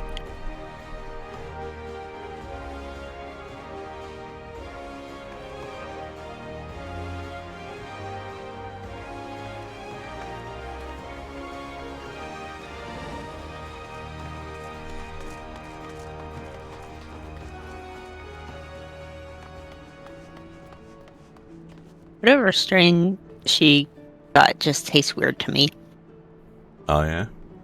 Yeah, like I can taste it in the middle of, like, in the middle of my tongue. Like there's a weight there. It's like, nope, not That sounds not weird.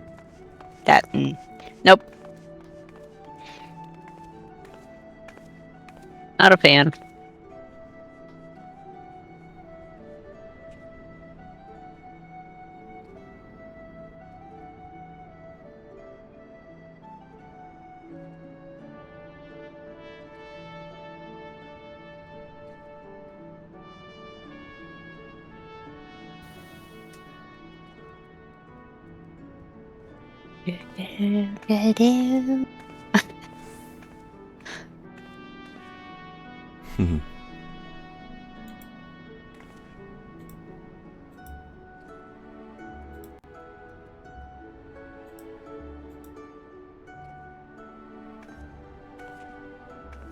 Just derping my way through Twitter a little bit while we wait. Ah, Finding a few various sillies to post. was it this weekend? I think. Yeah, this weekend. FanFest is happening over in. So we'll probably get more details about Dawn Trail. Ooh. Quite possibly. Such as the new mage class, for example, perhaps? Yeah, One and hopes. people are hoping maybe possibly designs of what the female Hrothgar are going to look like. Yeah. So, oh man, I'm wondering how sticky DeviantArt's gonna get once that information comes God. out. Very sticky. Oh, the furries are excited. When the fucking Bun Boys came out, it's just like, Oh my god. That was a Yo. sticky weekend, I bet. Actually, when the Bun Girls came out, and then again when the Bun Boys came out. they're like, oh yeah, the Bun Boys are totally going to be much more much taller, this and the other thing. Wait, they're actually following like actual rabbits where the females are bigger. Oh, that's weird. I mean, I saw that one picture of like an actual rabbit and his girlfriend that was 3 times his size.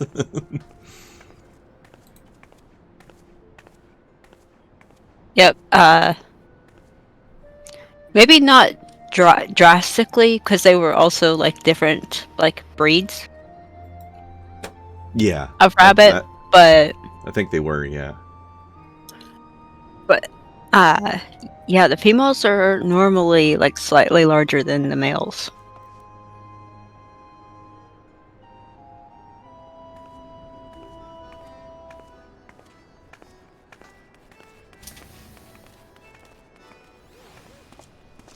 I just remember when I played Final Fantasy XI for a little bit, and I forget what they call the cat girls there. But, you know, they were pretty popular, of course. And then 14 comes out, and the Makote are even cuter than those other ones. Yeah. Little as possible, but my mother was there, so... Always I a did problem. have to communicate. Which, unfortunately.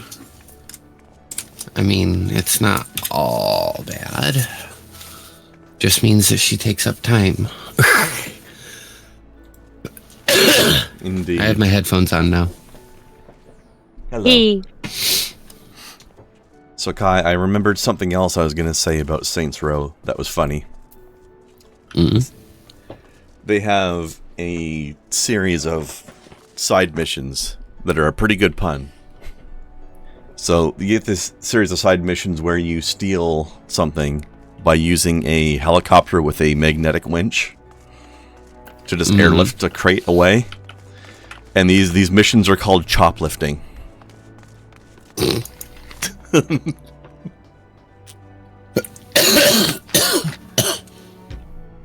Excellent pun. Let me catch up with all this back and forth you've done. Mystery. Somebody's an asshole and I love it. Wait, which one? What's that one?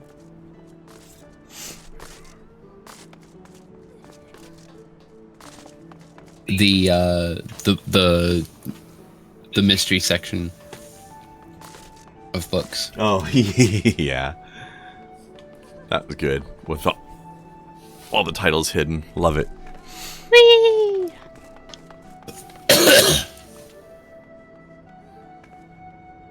Larson, why are you not a fan of having Vieras on screen? Are you just as bad as Kai? What's wrong with you? You bunny haters. Rude. Or is there some sort of hidden sub-joke to this that I'm not getting?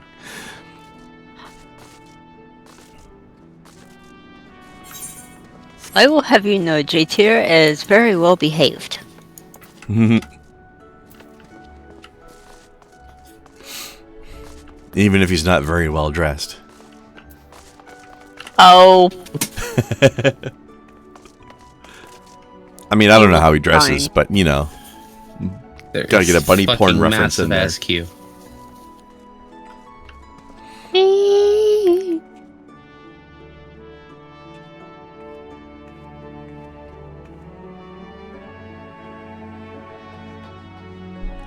But oh yes, I morbidly look forward to the inundation of female Hrothgar porn that we're going to be getting this weekend. Oh, God. If they do indeed announce what If they they look do. like. Whenever they do announce, like when they first show them, the internet's going to become a very sticky place. More than usual for a temporary amount of time as a gigantic burst of lewd fan art comes out. And that's going to happen no matter what they look like, by the way. Jubu. Even if they look almost... Asking Kai if she still has her little tagalongs. My little what? Oh, the NPCs that were following us around. Your Ryu Bugyo and your Ryu Nosuke. No, I don't. But I didn't notice that they were following me around. Well, you might have to go and talk to the NPC again then. It's part of the quest.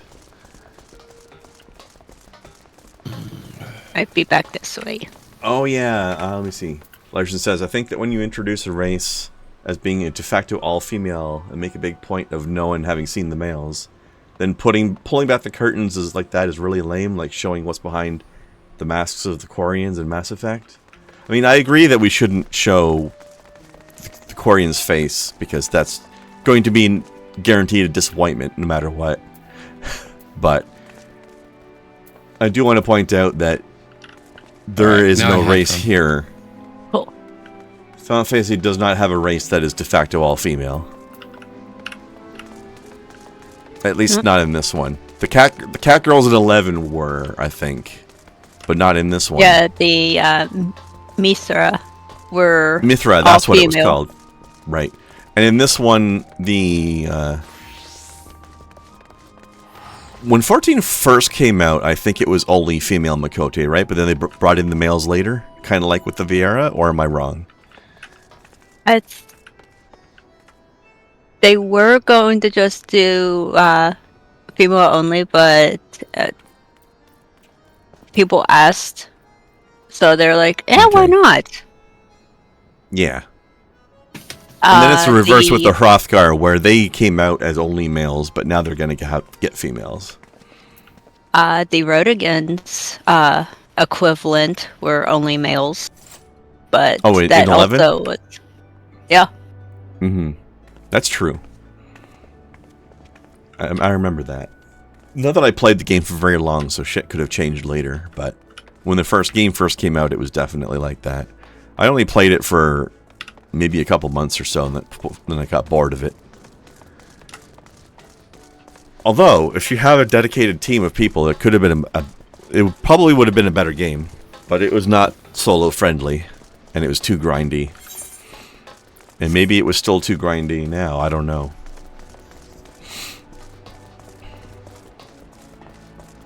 Some people prefer their MMOs to force people into grouping up because it encourages sociability, but I like it when it's optional because not everybody wants to have to be sociable to progress in a game.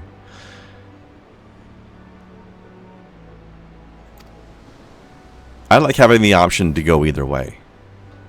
Because we're doing what we're doing now is fun, but I also like to just play on my own sometimes too.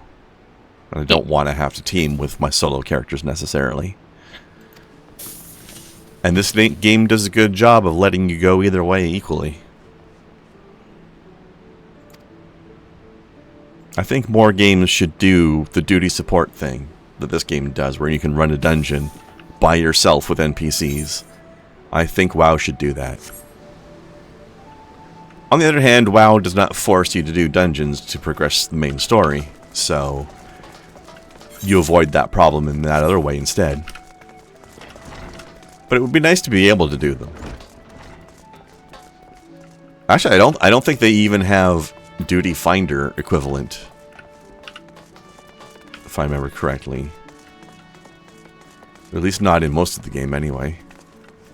They did force you... Well, even the one expansion where they really wanted you to do some of the dungeons didn't strictly force you to do it, but they did heavily encourage it, at least. I only expect it from the genre if it's a good idea. Like, your example would only be fair if rhythm games by default had shitty rhythm, and that was why you couldn't play it. It was like, it'd be great if they had better rhythm. That's a factual statement. They should all have that. That is expecting it from the genre. This is a good idea that should be adopted, so... So my opinion on rhythm games, and for full context, this is coming from the perspective of somebody who doesn't have a great sense of timing and is bad at rhythm games, but I think rhythm games should have an easy mode where the success window for each button press is a little bit longer. Just a little bit. Do. And I think that's a good idea because I've tried playing games like Patapon or I forget what the other one I played. Oh, Hi-Fi Rush. Mm-hmm. And they seem like games that'd be neat to play artistically, but I was just too bad at the game mechanics that it was getting frustrating, and I quit. It is quite literally a skill issue, Artemis, yes, but skill should not be a cost of entry. If also, what it's you're something trying to experience is the story, or something else about it. Like, you should be able to experience a storyline without having to have god-tier gaming ability. Yeah, exactly. And I think for things like rhythm especially, it's something that is hard to develop if you don't have it to begin with. More so than some other things. Like, I think a person who's never played Dark Souls can play Dark Souls and get good at Dark Souls more easily than somebody who with bad rhythm can develop good rhythm. Oh, that name is unfortunate. Punching a baby? Yeah. That's unfortunate. And now here's a recent example for myself. An extreme example. I'm not asking rhythm games to do what I'm about to describe, but when I recently replayed Baldur's Gate 1 and 2, there were some serious game mechanic problems in those games that made success in some of the fights a gigantic pain in the ass. But those games, at least the enhanced editions that are on Steam, have an option called Story Mode where your characters become literally invincible.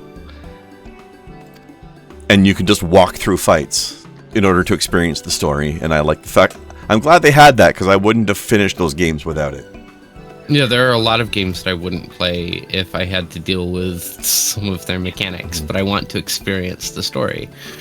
Like, there should be a story mode, and for the matter, or from one thing, should FromSoft games have an easy mode? Most of them do. Most of them do have an easy mode, and for the rest of them, they're not hard. But even there's then, literally a difficulty slider or a difficulty adjustment in every single Armored Core, and there's far more Armored Core games than there are Souls games. Even the Souls games, while they do have things in them to help make it easier if you choose to use them, such as summoning help for bosses or things like that, I think they should still have easy modes as well. I will personally never use it, but I think it should exist. And anybody who thinks that it shouldn't exist can get fucked. But because you don't have to use it in the first place. I guess that is like, it's not hard in the first place. That can be debated. Games are not difficult. You've said it yourself. Souls games are not difficult. Well, I didn't say that exactly. They are fair, mostly. There's a couple things in Dark Souls 1 that it's unfair, but the other ones were entirely DS1. fair. DS1, and even then it was learning. Right, and even then it was only like 2 spots in the whole game. But I will never say that Dark Souls is not challenging or a bit hard. I will say that was challenging. No. Let me finish. I just want to be clear for everybody. What Kai is referring to that I have said is that the main thing being, the Dark Souls series has a reputation on the internet where people hype up how hard it is, and most of those people are exaggerating. It is hard, but it is not as hard as people say it is. And a lot of the things about it that are hard are fair in that they give you, if you're paying attention, there are warnings ahead of time of traps and ambushes and things like that, and you can learn the bosses. Bosses typically have plenty of telegraphing of their attacks, so you can see shit coming. And hell, in all honesty, FromSoft games, I don't know what the fuck I was trying to say there before, could have a difficulty slider in the same way that Devil May Cry typically handles its difficulty, and the fact that difficult literally just means you do less damage or the enemies have more health. That is literally the only difference. Dark Souls would benefit from something like that, in my opinion. Actually, one thing I like that, it's generally considered to be the least good Dark Souls. I somewhat disagree, but Dark Souls 2 did something interesting in that their New Game Plus mode did not just add, like, more hit points or damage to enemies or whatever. When you played New Game Plus in Dark Souls 2, there were new enemies that weren't in the game before. Like, all the enemies that were in the game before are still there, but now there's additional stuff too.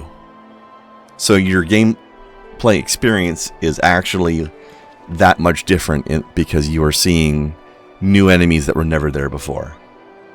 And I think that's an interesting way to up the difficulty. Like, have the stuff you're fighting be as strong as it was before, but now there's like A, more of them, and B, the additional guys are new things you've never seen before. I think that's a cool idea.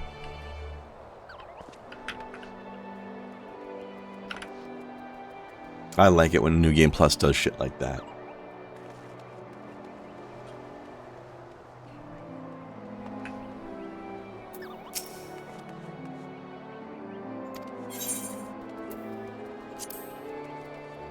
Oh, they added the little animation of us shaking the thing this year. Nice. Cool. Well, fair fortune. Also, Jack is asking, did we get stuck in DOS2? I'm not sure what that is. But let's see. Where you were supposed to fight the big boss of the island prison?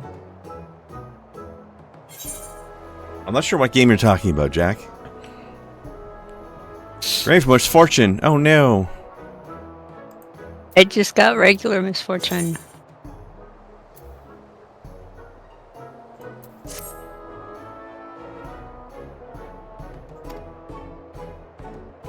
Maybe Divinity Original Sin 2? Possibly. Okay, yeah. Where you're supposed to fight the big bad boss of the island prison. I mean, I finished that game, so I got past whatever.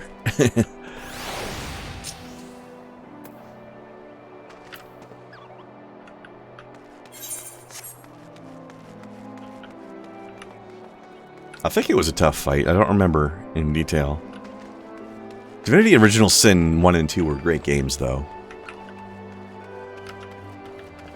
And Baldur's Gate 3 takes a lot of the game engine they used there. So I'll just say, anybody who's listening to this that likes Baldur's Gate 3 but has never played Divinity Original Sin, go check that out. You'll like it too. It's not D&D, but the game engine has a lot of similarities.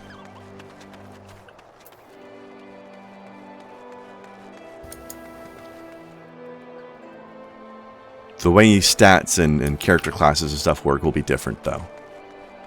But that's okay. It's different but interesting in its own way. Huh. Also, the narrator is in that game as a character. I think she's in 2.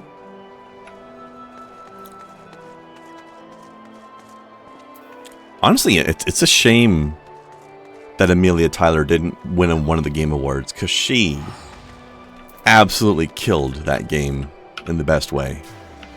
Like, she nailed it. Such a good narrator. Huh. If you haven't done the Fort Lords fight and stuff like that, there is an NPC that is missing. Like, if you haven't. Oh, interesting. He was standing, like, right here on my main. Ah, that's He nice was not. attention to detail. Yes. I like it. Yeah, he's missing on mine too, but that's cool. Totally not the one we were talking about in this whole event. Nope. Ah, totally.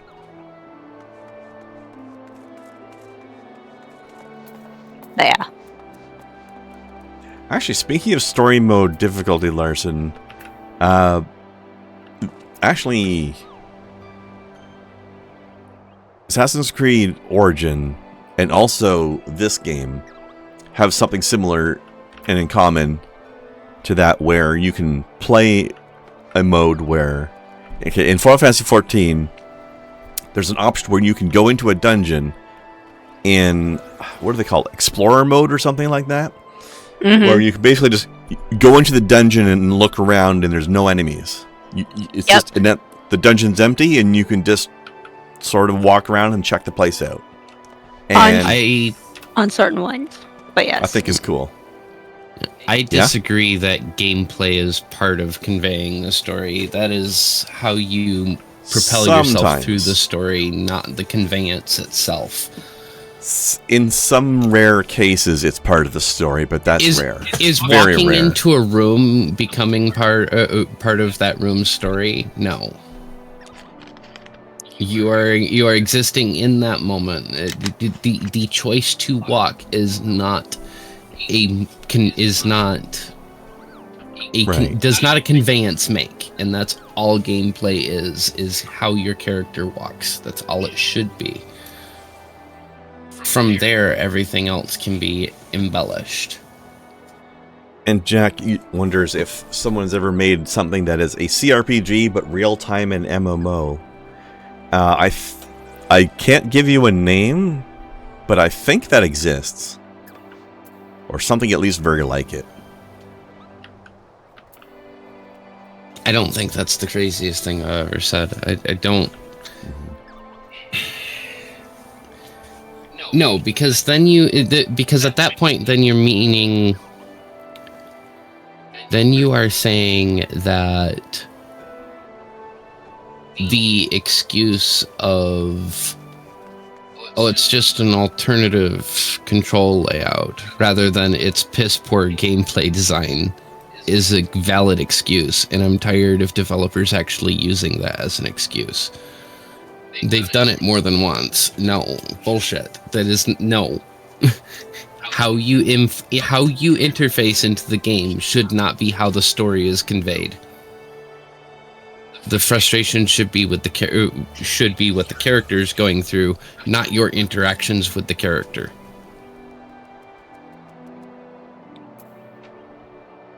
By the way, are we ready to teleport back to Doma? We can do that. Have we done the things? Okay. Yep. I will bring us back before we log out at some point soonish. Where are we? Where is it? There we go. Onokoro, Ruby Sea. Yep.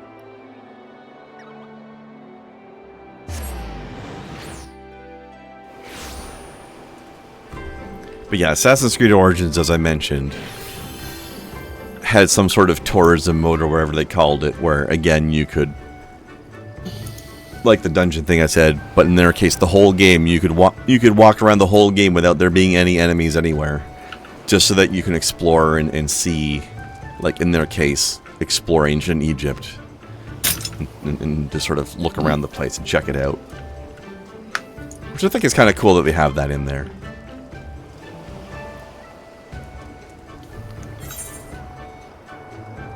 Wow.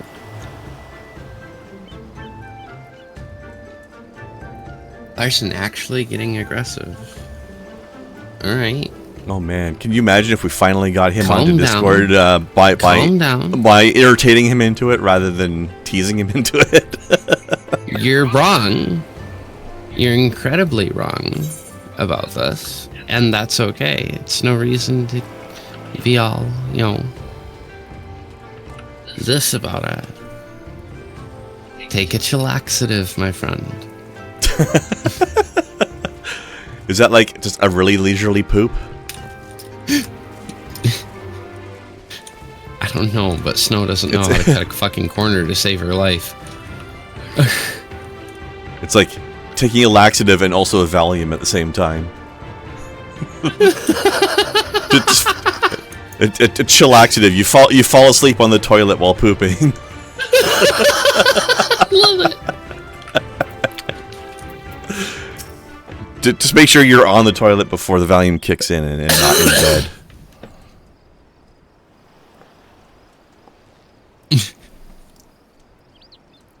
Also, is this not like the cleanest and most immaculate den of outlaws you've ever seen? I love it. These are the cleanest pirates ever. Part of me wants to actually challenge you on that because I'm not sure you're capable of yelling, Larson. I don't believe it. I don't believe it. I can't picture it in my head. Partly because I've never heard your voice, and that's entirely your fault, so... But also because you're a librarian. Then again, actually, or would a Norwegian librarian be more like Conan the Librarian? Oh, oh God. I just don't like bad excuses for poor gameplay mechanics.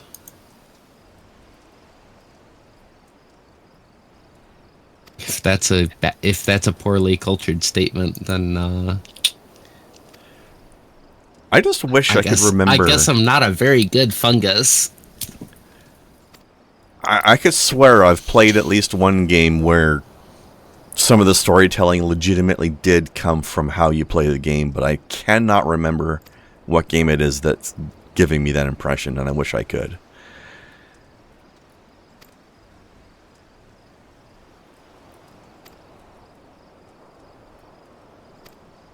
Also, it's only the 5th. Give me some credit to come up with something really, like, a real zinger. Fuck. That reminds me. Clinkies. Oh, fuck, it is. Shit. We need to clinkies before we leave in a few minutes. Sure. I don't have a drink. Snow is bringing me a drink. Also, guys, something as a... Twinkies. Twinkies. As a fellow scientifically inclined personage, you may enjoy this one other tweet I saw where it says, I celebrate 420 on 1.5 because I know how to reduce fractions. I love it. That's fantastic. Also very appropriate that tweet happened today. Seeing as it's 1.5, yeah. Exactly. I mean, I separated the clock into multiple different ways of actually smoking on 420 mathematically. Of course you did. It's 0601 though? I mean, in multiple different ways, Larson. No, it is not.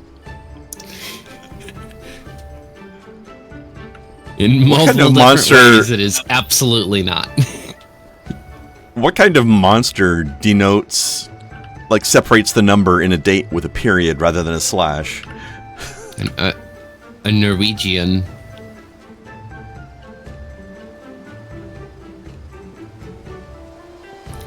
Well, the future still sucks. I understand that, but right now we're in the past, just by a little bit. Look, Larson will forgive you for making the mistake of putting the day before the month, but you at least do it with a slash instead of a period, like a cultured person.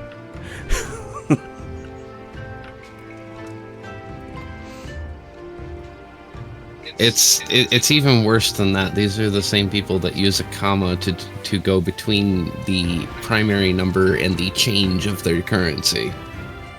Are you? Oh, they do that too? Why are you like French people? Norwegians? God damn it. That... There's in a lot of places across that particular body of water, believe it or not. That makes me feel cultures. That makes me feel a certain kind of way that I don't like. I don't either. Since when are Americans cultured? North America. Are you kidding? Larson. There's several cultures in North America. And I didn't say anything about America. What the fuck? I mean, you are in North America, so you are one of the cultures in it. Yes. I see an aether current. Oh yeah, I forgot. Here's a fart cloud. There are plenty of cultures even in that little central section of North America that everybody calls America for some reason, even though it's called the United States. You dumb fucks. See, I find it funny when I refer to the United States as the States, and some Americans get confused by what I mean by this. Why would you call it the States? Because it's the United States. That's the name of the country. Yes, exactly. I'm just not saying the word. I'm just not saying the United is part. America. Was I the only one who picked up on this in geography? Like, seriously? Yeah. What these people need to understand is that when I say the States, there's an apostrophe there that you can't hear because you don't say apostrophes. Ben, go up these stairs. Yes. It's in here. Yes. Yeah. It's not a Nope. state of confusion Yeah. at all. You don't need to Yeah. jump. You could literally just... Oh my gosh. There we go. He's Canadian. He has to do it difficult. Jeez. I had to get over the rope. Part of his culture. I can't walk through ropes. That's It's illegal. one of the cultures of North America. Whee! Ta-da! Haven't you ever been in a business and they've got a section of the building roped off? That's like a fucking force field. You can't penetrate that. You know, this is a good spot to log out. Oh yeah. I think we're close enough to Ethernet for that effect, right? Yeah. Yeah. When did you all just decide to do things wrong? When we felt like it, because America. We didn't do it wrong. We did it better. It's just Larson, different. here's a counter question. When will you finally decide to do things correctly? I want to point out that as dumb as it is, that my country translates the metric system into something else. It is still a metric country, and another country that has been metric as long as we have still weighs their people in stone. That is fucking weird. Just suck all of the vinegar out of my ass crack on all of that. You know, that inspires a question as to why the vinegar is there in the first place, but I really don't want the answer to that question. So I'm not asking it. It has to do with the French fries. Great. More questions. Nope, not going there. So, we recently raided somebody who was playing Lies of P for the first time, and I wanted to see how they felt about it, and now I'm seeing somebody else who is very fond of fighting games. I'm not sure what their history on Souls games is, but I'm curious to see what Brett thinks of Lies of P. So we're going to raid Lies of P again, but a different person. Although, wait a minute. Girlie's streaming again. She hasn't streamed in a while. Alright, we're going to have to put this to the vote. Who wants to see Shaper of Stories playing Lies of P, and who wants to see what Final Girlie's talking about? What are we going to do?